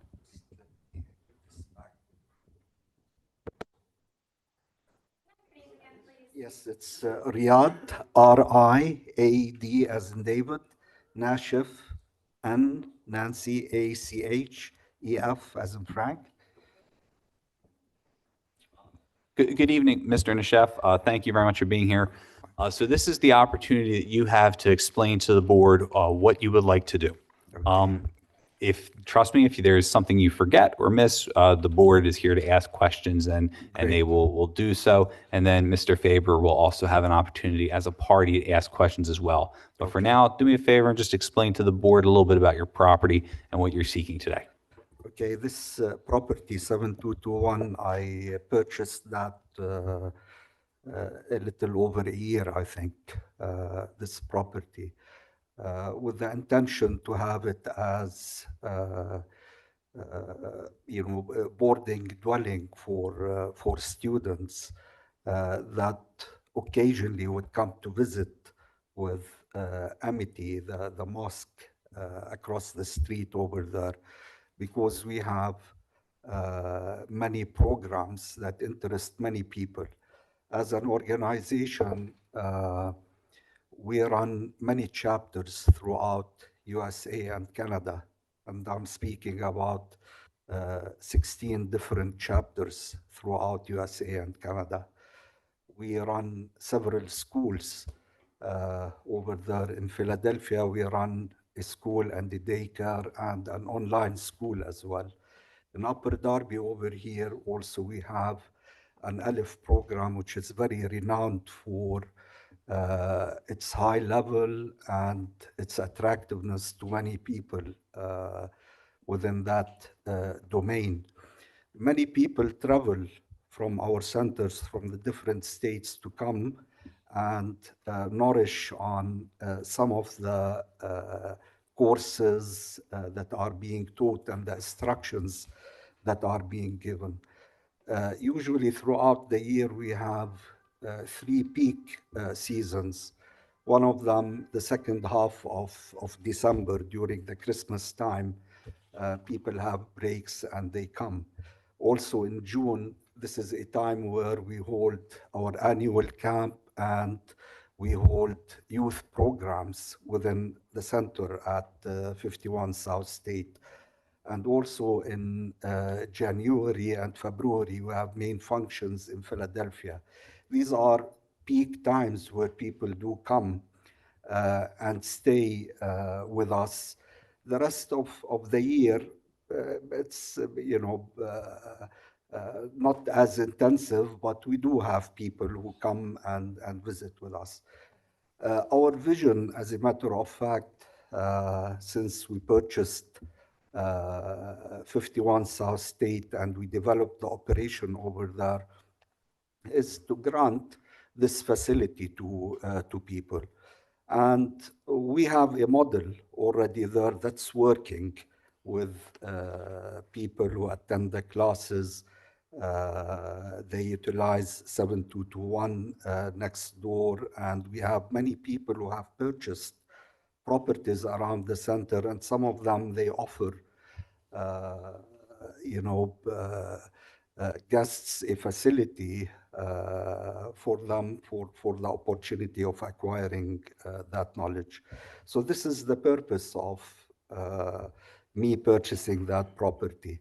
The property as it stands, I don't know if you have the sketch over there, but naturally it is, it's a huge property and it's all open up, and naturally it is suitable for humble dwellings, one main space and three small dwellings. This is the ambition, really. This is what I want to utilize it for. And this is what I'm trying to apply for the variance to be, you know, allowed the usage. This is basically what's on the table. When we purchased that property, the previous owners, they were doing a lot of renovations to the property and fixing things around. When we did our inspection, still certain areas needed to be discussed with them, which we did. And we ended up agreeing with them on certain corrections, the pavement outside, some of the cracks on the windows, and what have you. They did work on the plumbing inside, on some of the bathrooms, and some of the floors in there. And we acquired, you know, the property. It is spacious, many bedrooms, lots of bathrooms, and it is accessible all over, you know, through the doors down there. There is a main floor and there is an upper floor where the bedrooms are. There is a basement and they are all interconnected. And there was a garage which was totally non-functional. You know, the main a two-car door that was destroyed. It doesn't work. And the garage itself in ruins. You know, it's not finished. It is broken. It's in a bad shape. This is where I did some work to renovate that part and turn it into a living quarter over there. The rest of the property, it was natural as is. We did do some work over there, and probably for the specific work that was done, I have my assistant over here. Probably she can help me with answering some of your questions. This is what I'm hoping for, to get, you know, an approval to use that property for 4 dwellings. I did think of the parking area over there, and yeah, within my humble thinking, I do own other properties over there. I do own the property just immediately, you know, across from that. I own 7220 Sellers, which is just, you know, oblique to that property. And I have plenty of parking space over there on that property. I do own another property on Wayne, 7218, which is, this is a property that, you know, I bought in 2021. And it's been vacant ever since, except for the past 6 months, where I tried leasing it to some people. And that property has plenty of parking spaces over there that I have never utilized, really. This is my situation. In general, you know, my ambition is to try and cater for the benefit of the center over there and the educational purpose over there. This is in brief. Thank you very much, sir. I have a few questions for you. Sure. Just to clarify some details to make sure I understand what you're asking for this evening. So you mentioned that you're asking for relief for a dormitory with 4 dwellings. When I look at the plans you provided, I can count, it looks like 8 bedrooms and approximately 4 kitchens. When you say dwelling, just what do you mean by a dwelling, if you can explain to the board? Just a single person that would come, a student, and just he wants, like a studio to, as a dwelling to stay for 2 weeks or sometimes for a month. And the other units as well. The bigger unit, it would serve a family that also would come for the same purpose. And we do have, especially during December, we have a function where about 1,000 people travel from the different states to come and attend the seminars and what have you. And families, they do choose to, to rent spaces versus renting in a hotel or Airbnb and what have you. But this is also, it serves, a specific purpose to accommodate people that are acquaintances and we know them, and it facilitates many things. Now, when you mention that you'll have events, let's say in December or June, or early in the year when I believe your association is a little busier, is there any event that you're talking about here that doesn't happen at the property across the street, but that happens somewhere else? I think you mentioned that there are functions in Philadelphia and generally in January and February that you have traffic for. So my exact question is, do you expect that individuals staying at this property will just come for events and other courses or whatnot at the neighboring property or elsewhere in the Philadelphia region? No, basically, these two centers in Philadelphia and in Upper Darby, when we hold a function, a seminar, December 25th through January 5th, that we hold that, it is intensive. And usually the items or the agenda of the program is distributed between Upper Darby and between Philadelphia. Usually the classes are given at 45th and Walnut in Philadelphia.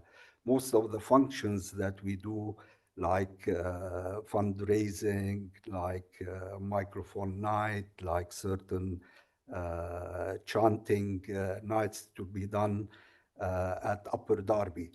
It's distributed, it's a joint effort, program distributed. And so people, wherever they have a chance, in Philadelphia, we do own properties as well. And we have people that they use, if there are vacancies, they would use these properties. And this is something similar in concept in Upper Darby. In this particular thing, I'm personally owning these three properties for the time being as an additional financial push towards the operation in general. I assume one day will come that these properties would be donated to the center. And my last question before I open up to board questions is with regard to the individuals and the families you said who might be staying at this property. I believe you mentioned that there might be students here. Do you expect there to be any children or anyone under 18 staying, or will it only be adults using this particular property and facility? Majorly, adults. And anyone who's less than 18, some people, they are interested in having 15-year-olds to come and participate in the Arabic program, which our charter stipulates that we cannot accept such people without being under the supervision of their own family members. So we have accepted some of the 15-year-old, but their parents will be present on location. So if there are any children staying at this property, their parents would be staying there with them? Is that what you're saying? Absolutely. Okay. That concludes my questions, but obviously the board might have some for you.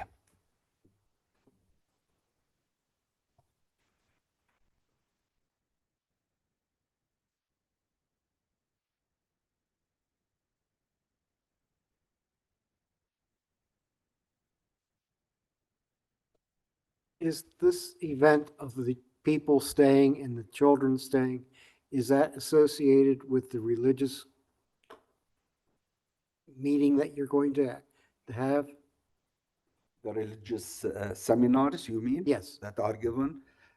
Very much so. I mean, the entire concepts, I mean, people, they come into our centers for specific reasons, either for the Islamic festivities and occasions during the feast and funerals Ramadan? and marriages, and also to attend classes, which we have them on daily basis. And then at peak times, we have major seminars like during the Christmas time and other occasions where one subject matter would be presented and some reputable teachers will be there to offer the course for the entire duration. And this is of major interest to many people around the country. And they do travel for that purpose. To give you an example, for instance, we would offer a book in Matan Abi Shuja', which is a Shafi'i school of jurisprudence that would talk about the nature of prayers, dealings, buying and selling, what is allowed, what is not allowed, marriage issues, what are the rights of the husbands, what are the rights of the woman, the wife. So there are issues of interest to the community, and people, they come to learn these matters. We offer such courses about 3 times a year, where large numbers of people do come and attend. And major, I don't know how much, the work of our association. I have started that work in North America in 1986. And so we have been up and running since then throughout North America. And really the concept has been highly appreciated for instilling the moderate thinking within the Islamic communities, plus focusing on the career development and how to blend in societies while maintaining their own identity and to achieve goals of interest within the society. And we have been working very successfully throughout North America. So I'm aware that there's at the location across the street, there's multiple events and seminars like you're testifying to throughout the year, speaks and things of that nature. But is there a formula, like a formalized educational program that students would have to register to be a part of and then ultimately graduate out of? Not in kind, yes, but it is not an official institutions. As a matter of fact, at 51 South State, we did apply through Upper Darby here, your office, to operate as a university over there so that we can offer such degrees. And I believe it was partially approved.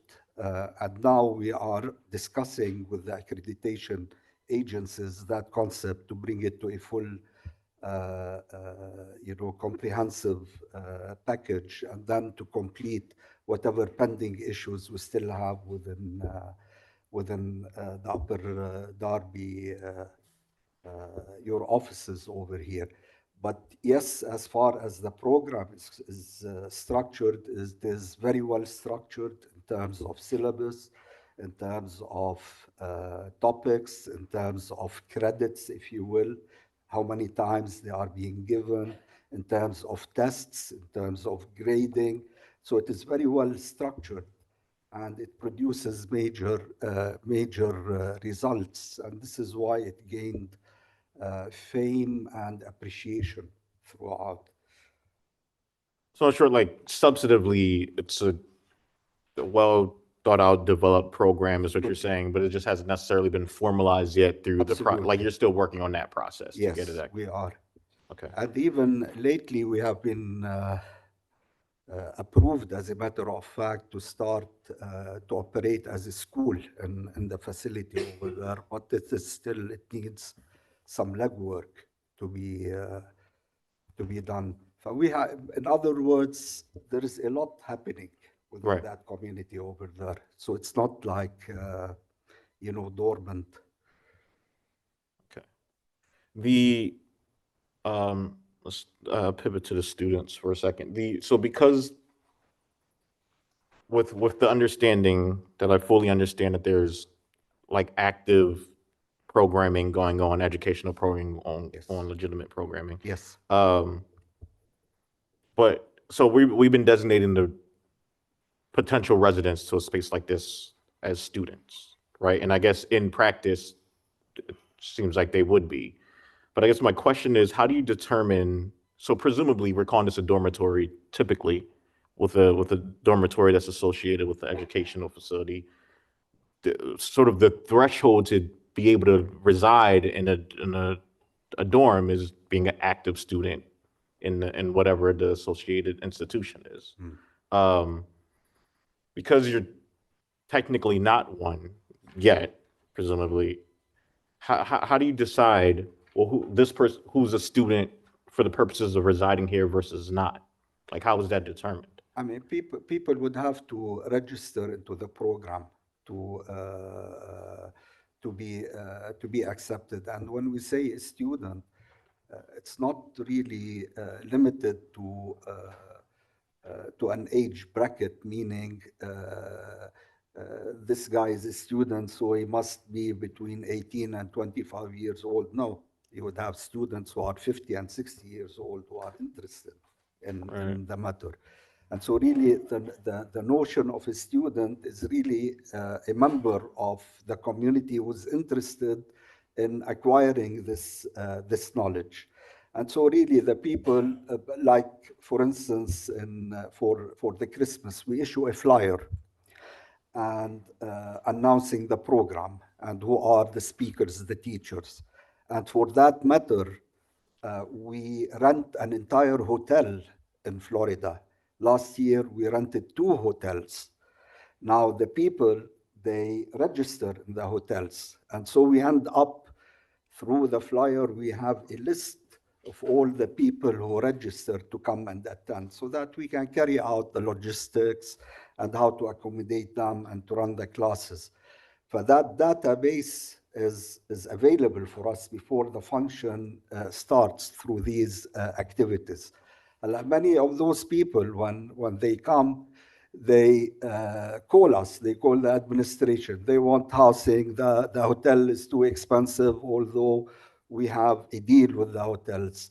Airbnb is too expensive for them. They want to attend, they can only afford that much. And so this is where the area you can accommodate these people. So really you would know who is coming and you know for what purpose, they know what program they are attending, and the duration of that is well determined also. It would be interesting. I hope if next Christmas, if you come and visit us, you would see it live, the intensity and the activity over there. It is, I mean, so far, our work within Upper Darby and Philadelphia has been remarkably organized and did not offer any disturbance to the communities, rather an organized input in managing traffic and helping out with the logistics and what have you.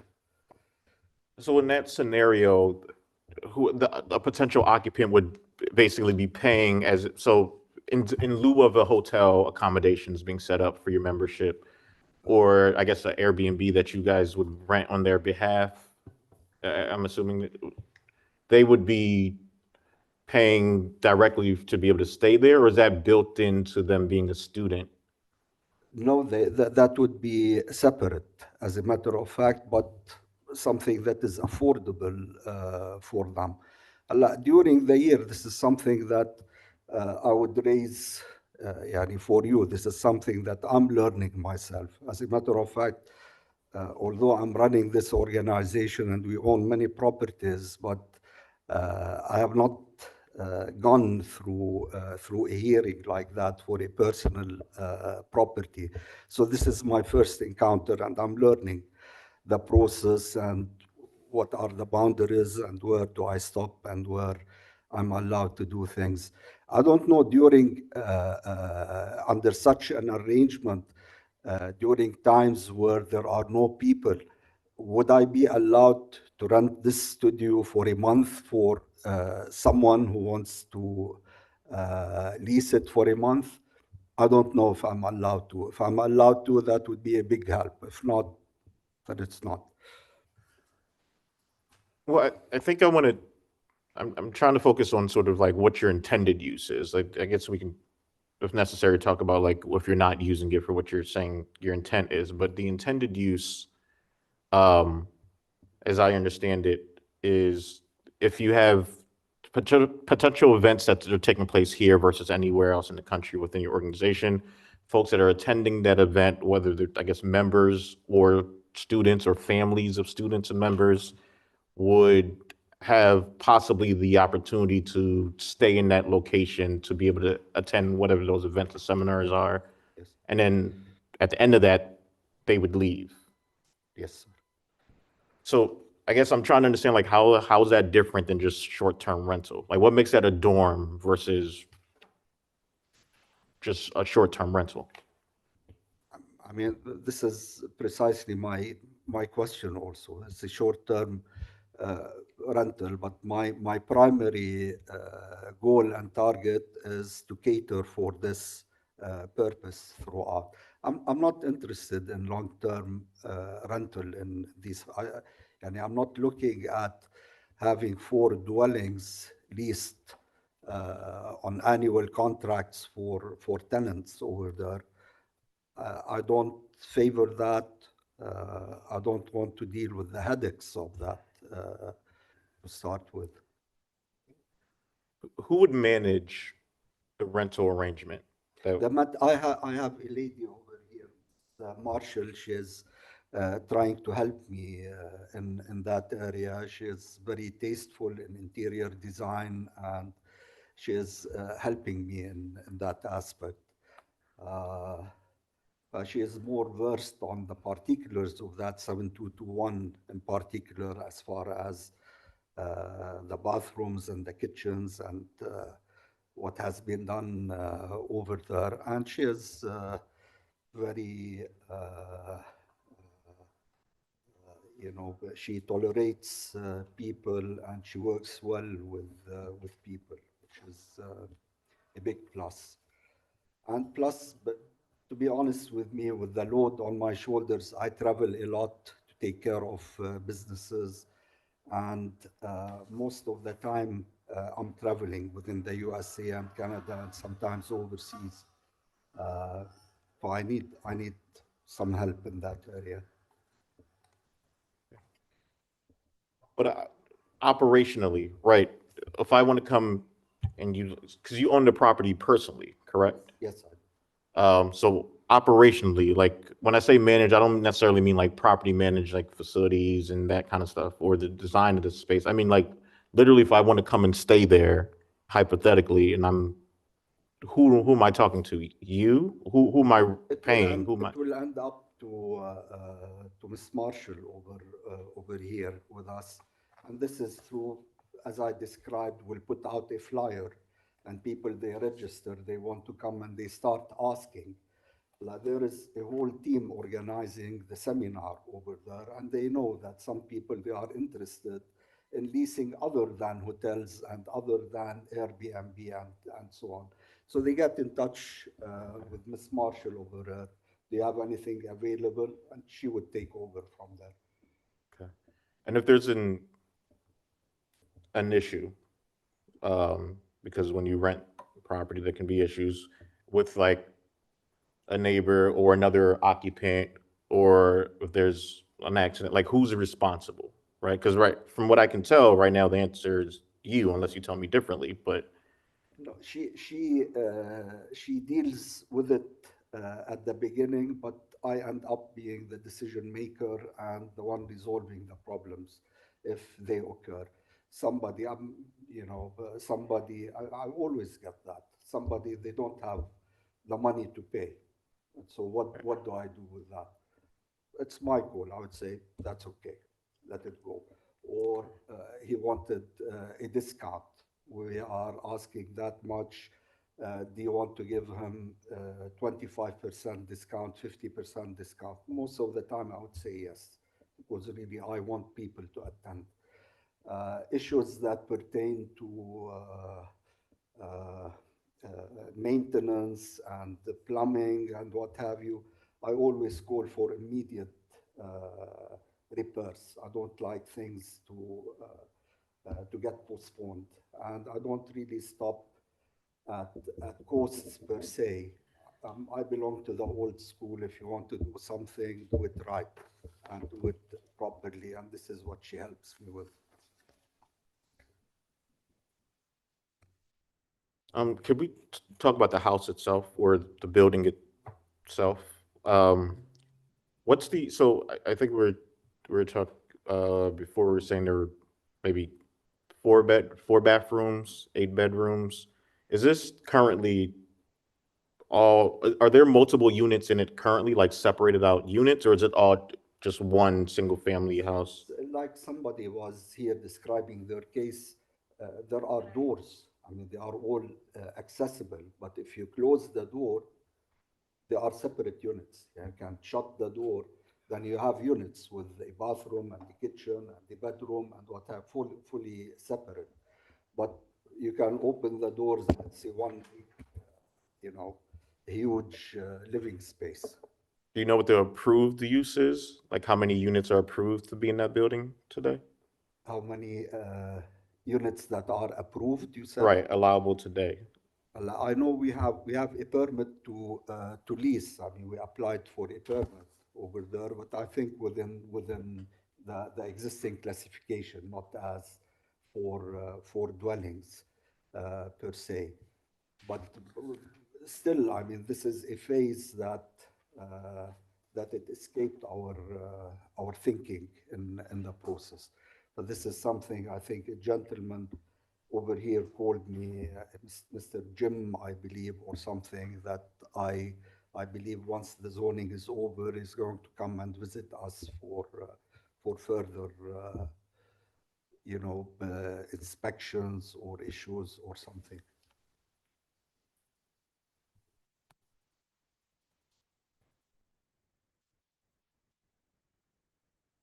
If I understood what you were saying correctly, is that you want to teach the people, and you have young students, or maybe young students, that would come in and you want to teach them. And they would be temporarily housed at this location that you have. So it's a dormitory. Yes, mainly so. This is the objective. Now, how does that affect the people that have homes in that area? Your neighbors that live there. How are they going to be affected with the activity of the people coming in and the others that you're educating in it? I mean, this is a residential community. It's not. It didn't. I didn't foresee any problems taking that. The activity that is taking care at the center, which is just next door, is 100 times more volatile and more active than what would be at 7221. And still, we didn't cause any disturbance to people, except I do hear sometimes that during our Friday prayer, many people, we get around 800 people to come and attend the prayer.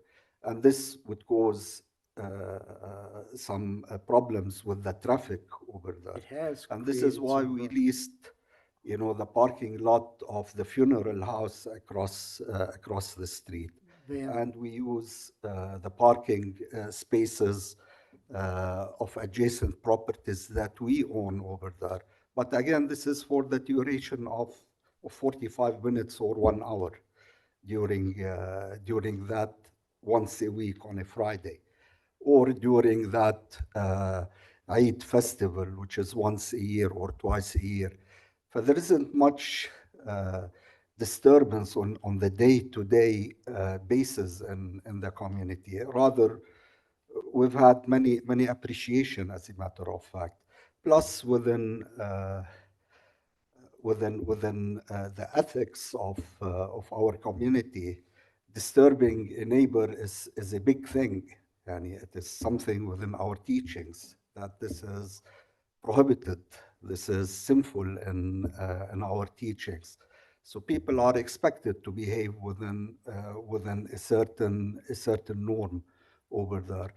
Plus, we do have, like in hotels, for instance, when people come and attend, the end of the visit, we do get some reports of people who have been, annoying, loud, breaking things, and what have you. And those people, they would be restricted for future visits. Yeah, there are certain measures that would be taken. And as far as that property, I don't really anticipate problems over there or disturbance to the people. Yani those who will be there, they will be, on their own, keeping to themselves within the acceptable norms.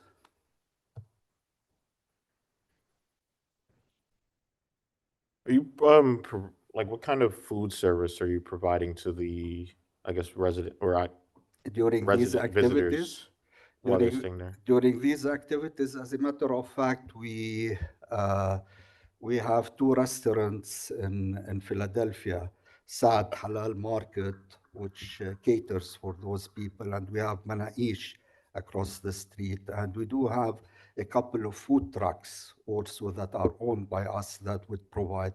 Plus, we do have 2 kitchens. One of them is about to become commercial in Philadelphia, and the kitchen that we have here in Upper Darby is highly advanced.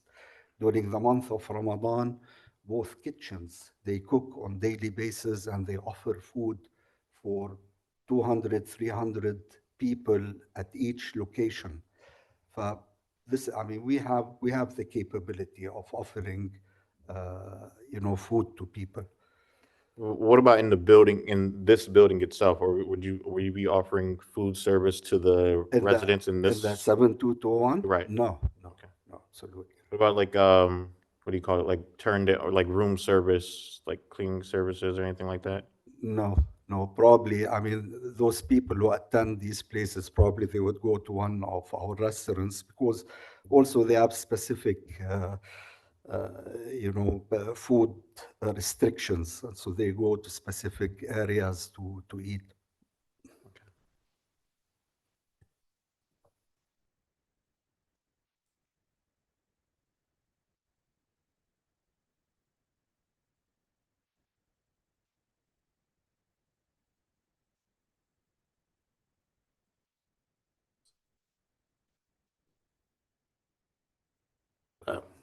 Thanks for coming in, appreciate you. And thanks for submitting these floor layouts.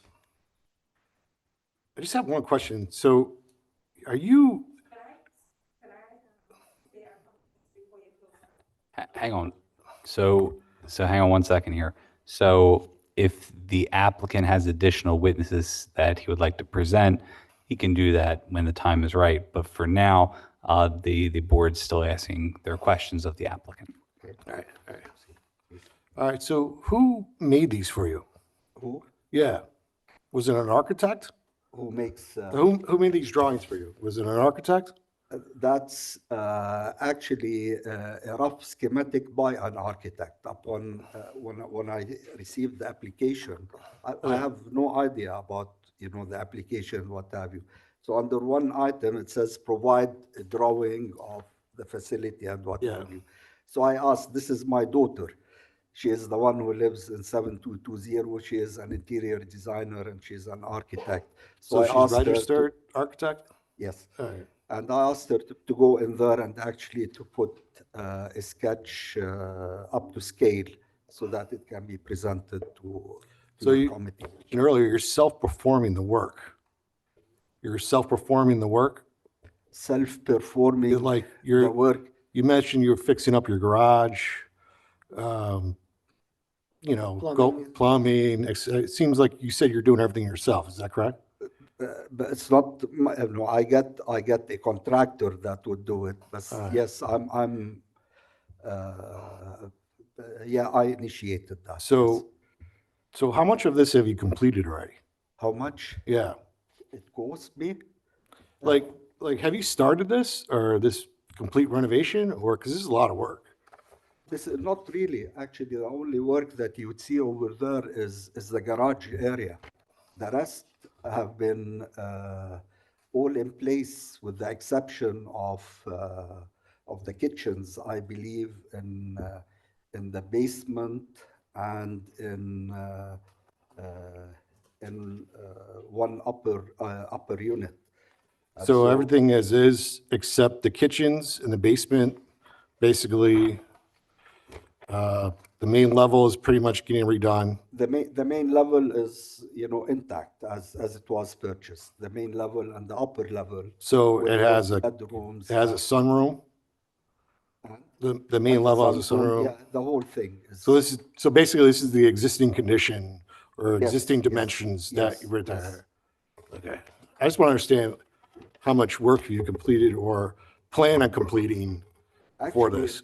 just my own personal impression, yeah, really what encouraged me to go into that from a distance is that the addition, I saw that these units, they are naturally separated in the three other units. It needed maybe a sink and a faucet and probably a stove in there, and in the second unit the same.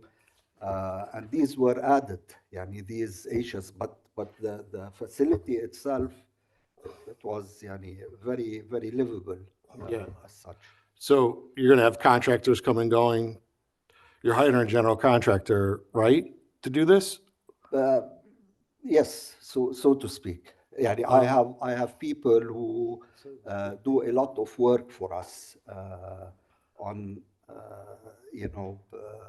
on separate projects. This person in particular, I believe he did the work in my absence, and he is a general contractor.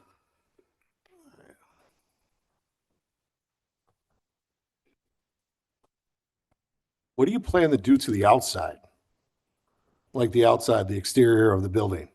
Outside the building, there is the area facing State Road. I'm an agriculturist, so I want to make that, you know, into proper landscaping. And I think it's a suitable area. I want that properly landscaped, and I'm working on some drawings over there. The back of the house, the adjacent, it's an alleyway, walkway. I don't like the cement work over there. I would like to redo that, to resurface it or something. Are you going to provide any parking on the land? No. On your property itself? No, Are you going to provide parking? No. If the people are coming in to your place, they're driving there, where are they putting their cars? As I told you, you know, just oblique, I own 7220 across the street. Over there, I have ample, you know, parking spots over there. That property, like if this is Sellers, this is Sellers, and this is 7221 over here, then this property is just oblique to it on Sellers. If you face that property, the entrance of 7220 is over here, and we have a whole line of parking, stack parking, I would say, one after the other, We have 4 spots over there. The street on Cellar, I think there are 2 spots that we don't use ourselves. Then there is the driveway that I'm working on compacting with pebbles and what have you, so that it can be used. It can take another probably four cars stacked this way. Are you an engineer? I'm an agricultural engineer. You're a mechanical what? Agricultural. Agricultural engineer. So you got, okay.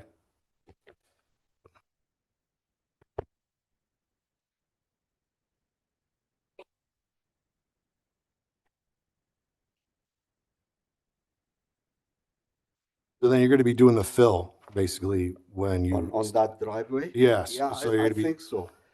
I mean, where I live in media. I was fascinated by our neighbor. They did beautiful work. And then following the codes for Upper Darby for the zoning for a driveway. For when you change the driveway, there's requirements that we, for the zoning board, are required to... I mean, I would, I would follow that definitely. Just I need to know what is required to be. Okay, what else are you gonna do? So you said you haven't started this work at all. So everything's just pretty much the same when you walk in the building, walk in the house? 7221? Yeah, the place where you got. Yes. It's just, you're getting ready to go, And basically, right? Yes, there is nothing that I need to do over there. It's ready to go as is, as in that drawing. So you did the work already? You did the work already? The work is done. There is nothing that is needed over there. I think he's asking, did you hire somebody to do that work? Yeah, this is what I said. And there is a general contractor that works with us. He does work for us. And he did that before coming here, correct? This is, before I applied. As a matter of Thank you fact, for your honesty. I mean, we're approached that we need to apply for a rental license, and we did. Then after that, we're approached that, this is where we came to learn more specifically about the process, and we ended up in the zoning hearing. And actually, I learned from the L&I officer. He came, he gave me a call. He said, "You are the owner?" I said, "Yes." He said, "Can you meet me?" I said, "Yeah, if you can wait 40 minutes, I'm away." And we spoke verbally, and he said, "Well, my friend, you need to go through zoning based on what I was describing to him." And he gave me the number of Mr. Joshua. And actually, I made an appointment, and we started the process. You're basically trying to get a permit, and then the permit department sent you the zoning, is that correct? Yes. Okay. Is it like an in-wall inspection you're trying to achieve, or what type of inspection were you trying to pass? Was it a certificate of occupancy? I don't really know, but when we purchased the property, that certificate of occupancy was the amount of people that would live over there. Three apartments, I would say, 3 to 5 people. The main floor, if it happened all at the same time, I would assume a family of 5 people, of 4 or 5 people.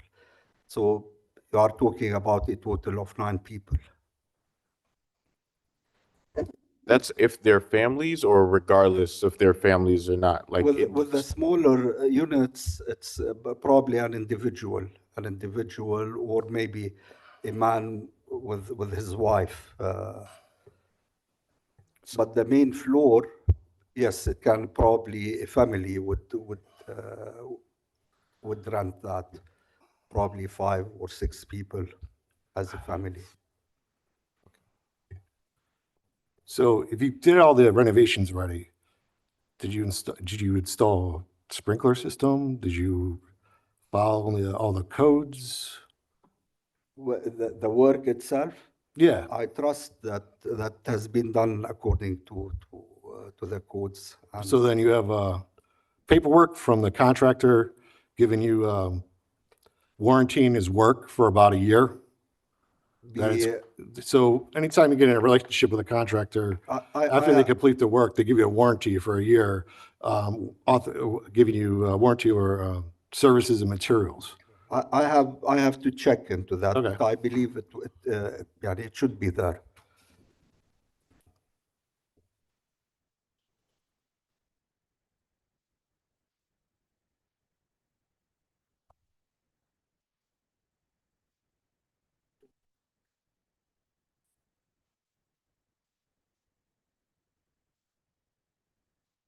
I don't have any other questions. Thank you for answer everything honestly and giving us a complete picture of your construction process.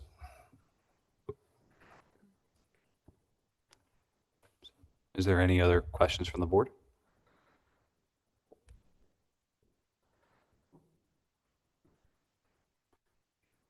The public. So at this point, I believe Mr. Faber, as a party to the case, you're allowed to ask questions of the applicant.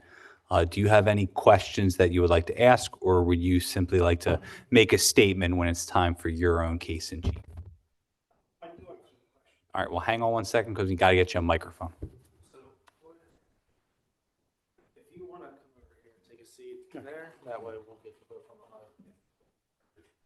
Oh, Mr. Nishef, you could, thank you. So you can have a seat right here. Thank you. And then when I ask you a question, just put it there. And the only thing I'd like to say to both Mr. Faber and Mr. Nishef, everything you say is being taken down by our court reporter, so please do your best not to talk over each other. It'll make her life a little easier. Okay. My first question is on the agenda. It's you need a variance from section 550-33D2 to permit stacking of parking. What is stacking of parking? I looked that up on the internet, and it's putting cars on top of each other. So I believe, One Mr. behind each other. Yeah, Yes, I just want to get an explanation of that. Josh can handle that one. Yeah, so stacking of parking is essentially when one car is parked behind another car. Traditionally, in a single family, it's not an issue, right? You know, say you have to move your car, you have to switch them, you all just pull it out and move it around. The issue is when we're dealing with more than one tenant, right? Somebody's car could potentially get stuck behind a neighbor who doesn't live there. And so that's what we call stacking. Okay. And For your, I'm looking at the Chinese model where they have those cylinder.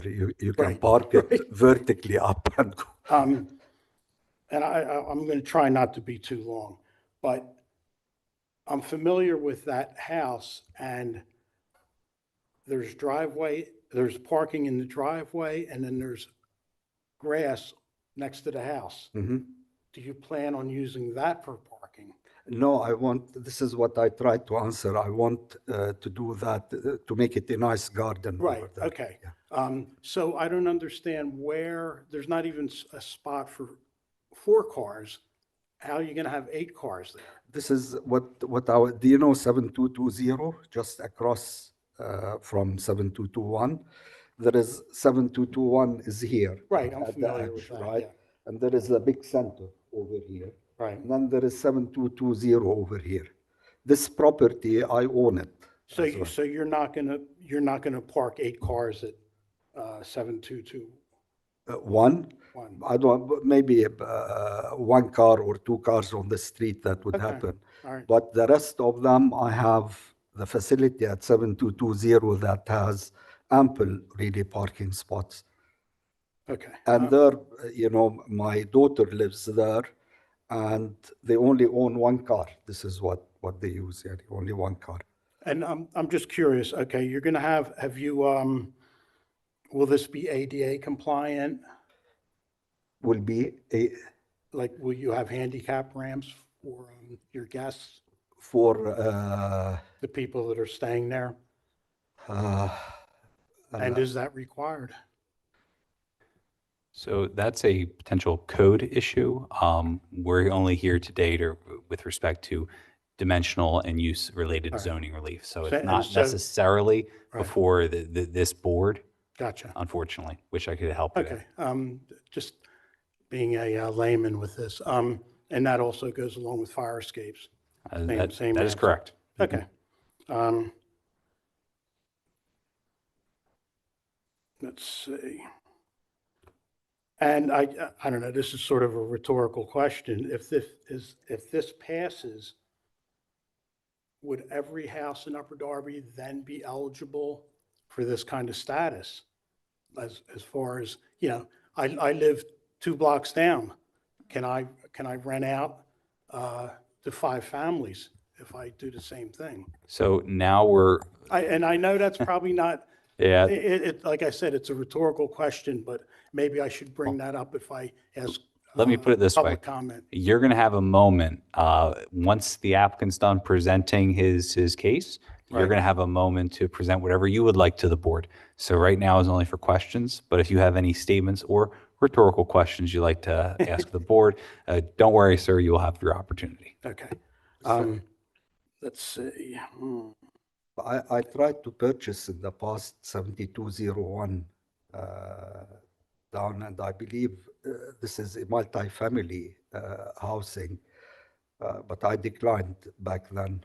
I don't know, but probably you would correct me on that, which is probably very close to your property, if it's 7203.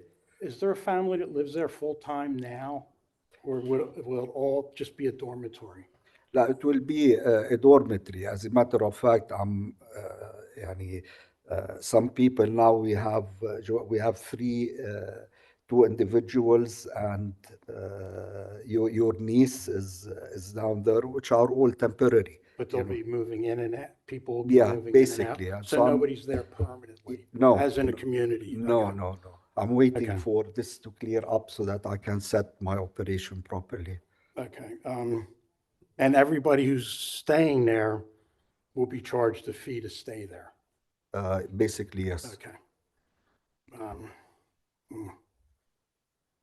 Let's see. So who will be there when you're not having seminars?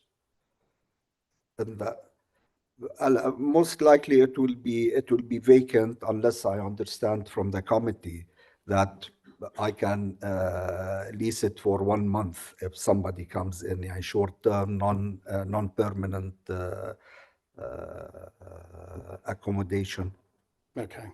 And do you have any idea of what the turnover rate would be? Like how long people are going to stay for? For those who would come, Yeah, for a seminar. probably between 2 weeks and 1 month. Okay. All right. All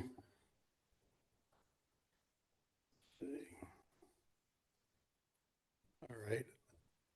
I think that's it for my questions, and I probably will like to say a few things during public comments.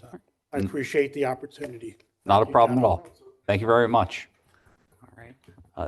So Mr. Nashef, if you could come back to the podium for us. Is there anything else that you would like to say or offer to the board, or any other evidence or witnesses you would like to present before we open the matter up for public comment? Not really. I mean, I think I spoke my mind as honestly as possible and as clearly as I can. And really, I'm looking for guidance and to establish some objectives that my heart leans towards in terms of achieving certain things. That's about it. All right. Thank you very much. Any other questions from the board, or are we okay to move to public comment? Yeah. All right. So at this point, is there any public comment related to this application? All right. All right. And Mr. Nashef, you can have a seat. Yeah, sure. Becky Duggan. Do you mean to spell my name again? Duggan.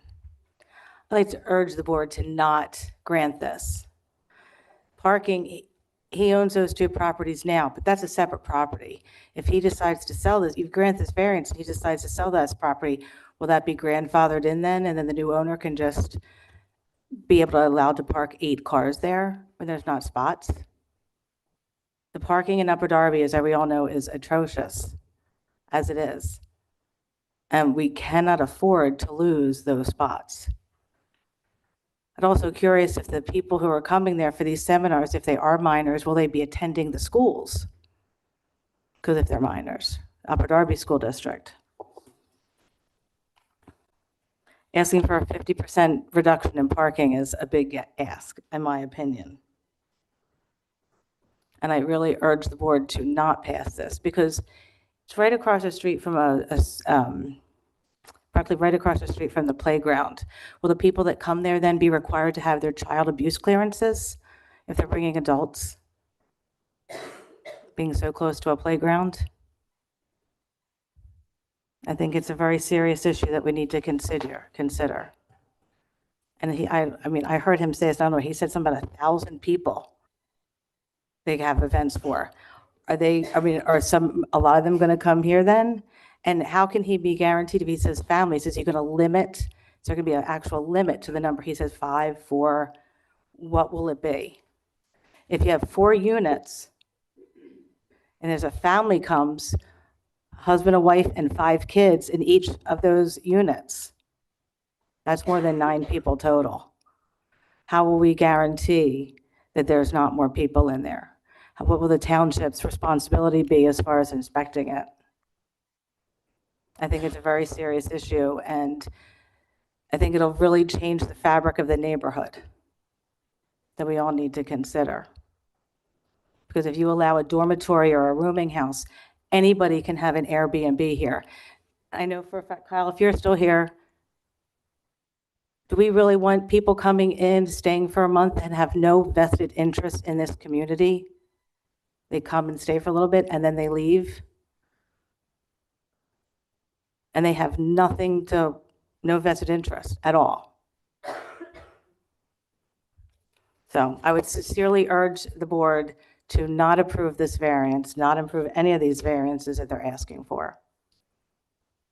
Thank you. Thank you very much. Is there any additional public comment?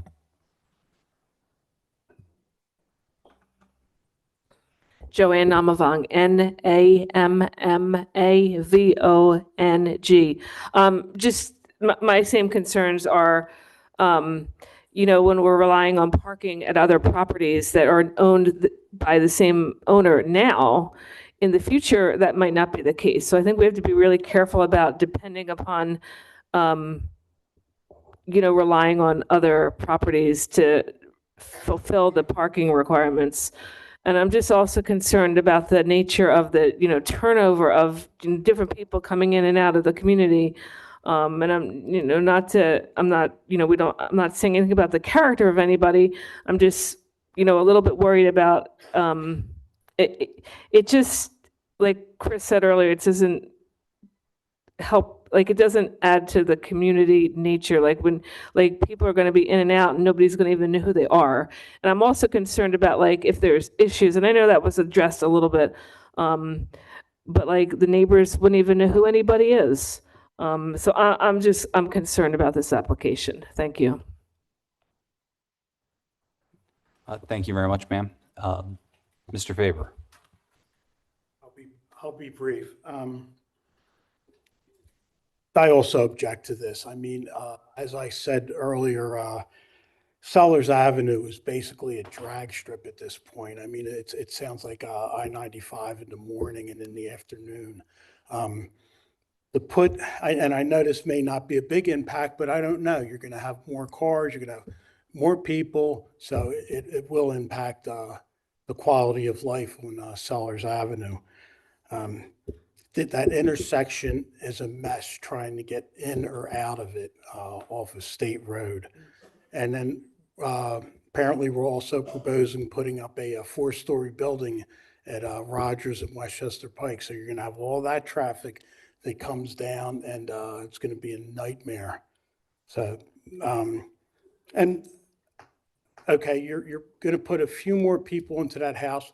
What's the impact on the sewer system? Are they going to pay the same $600 or whatever it is for trash and sewer fees, even though there will be an increase in usage?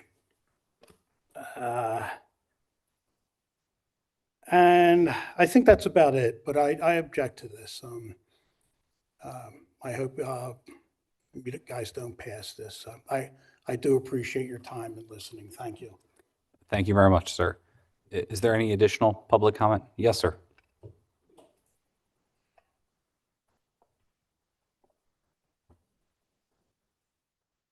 Hi, good evening. My name is Abdul Marshall, Marshall. And I stand here to speak in favor of this project. I've been a member of the community for over 21 years, 22 years to be exact.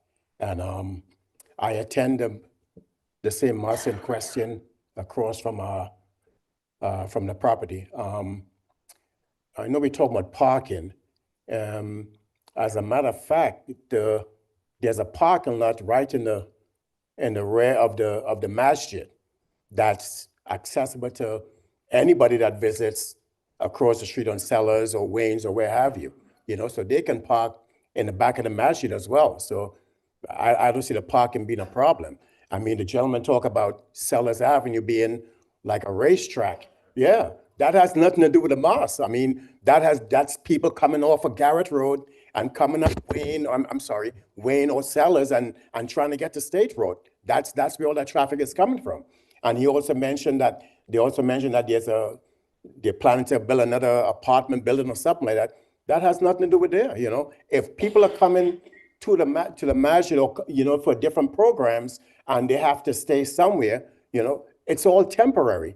It's not as though, well, they're going to be staying there for months and months upon time, you know. That's not how it is, you know. So everything is going to be temporary. Like on a Friday, as the Imam said, on a Friday is when we have our Friday prayers. There's a lot of people that shows up there on a Friday. And in an hour, they're all gone. Everybody's gone, you know. Parking is an issue wherever you go, you know. But these residences, you know, I mean, if 2-3 people come, you know, if a family comes with one car most of the time if they go on vacation. They don't come with 2 and 3 cars, you know, so they come with one vehicle. So that's one spot, you know. So I don't think the parking is such a big issue. Sellers Avenue has become a very busy street, and that has nothing to do with people staying over there for a week or 2 at a time, as the case may be. Okay, so I stand in favor of granting this variance. Thank you. Thank you very much, sir. Is there any additional public comment related to this application? Yes.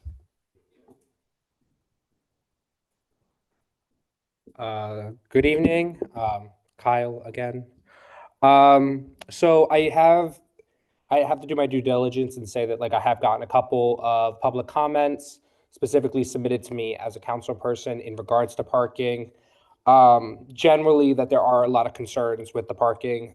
Looking at the application, since it is a variance, it'd be something that I would consider conditional approval on if you go down that route. But you should have some flexibility there. Yeah, we get a lot of complaints about this specific property when it relates to the parking, I should say. I do have some questions as it relates to the dormitory dwelling, specifically about where the limits are for short-term rental and when we're considering short-term rentals versus dormitory use. I think it's just something that the board should be aware of, especially as you guys evaluate this application. And I will leave it at that. Thank you. Thank you very much, Mr. McIntyre. Is there any other public comment related to this application?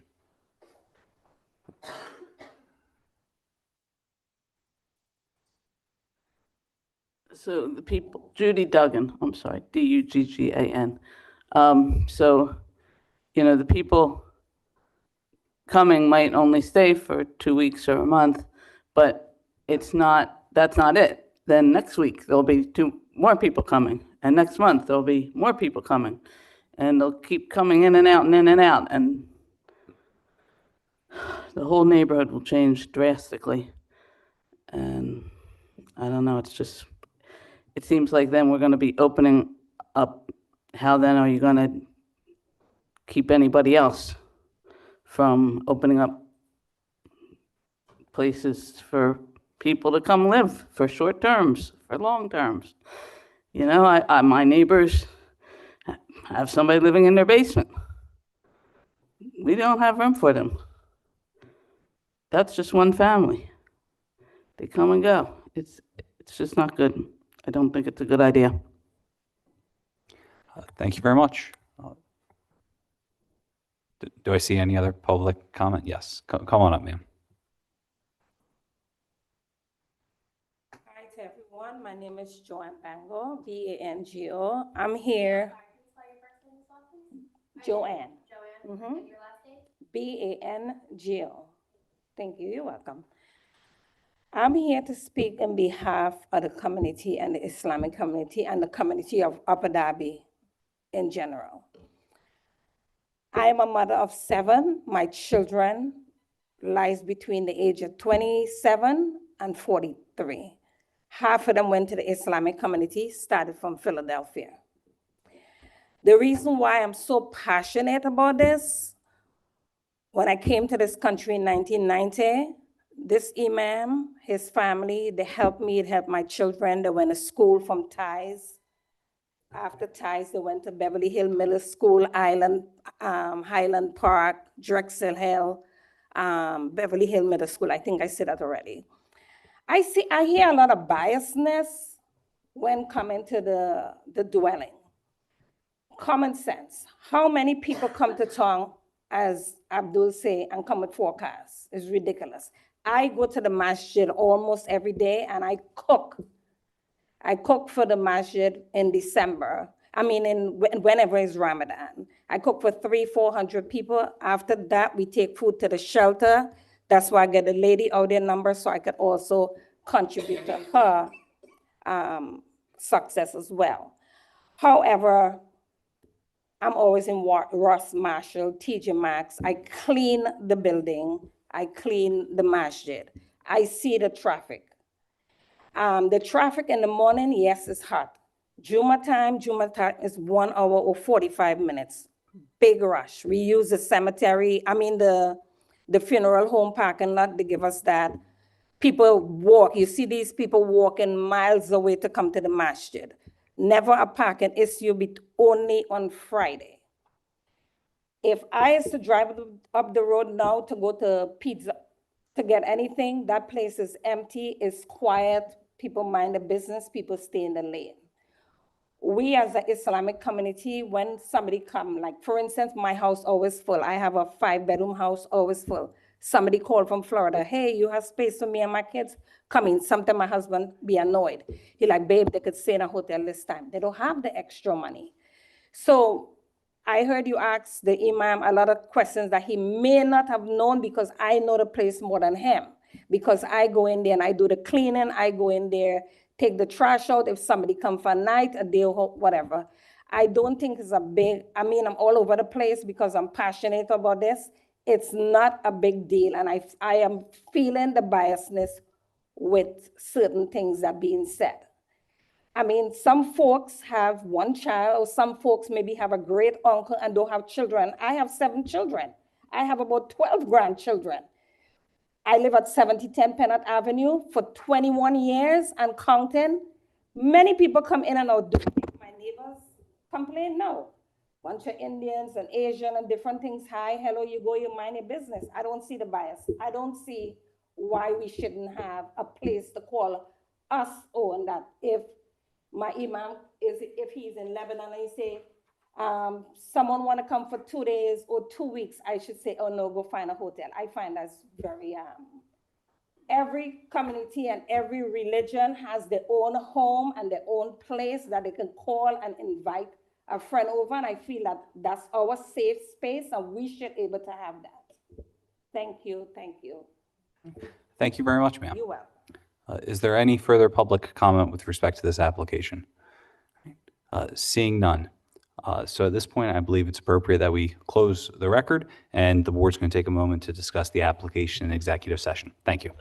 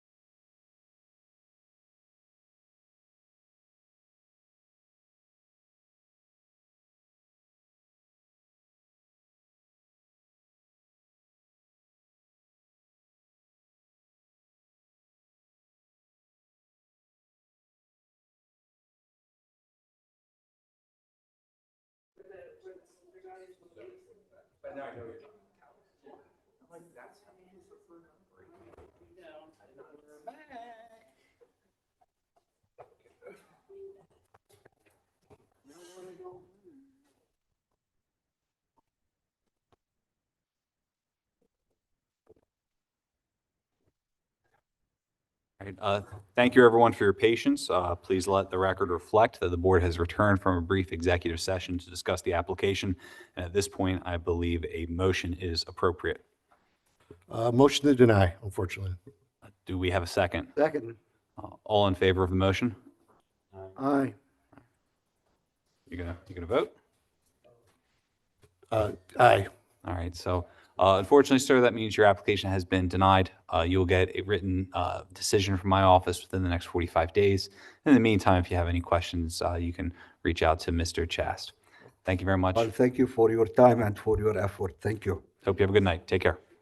Do we have a motion to adjourn? Second. All right, all in favor? Aye. Aye.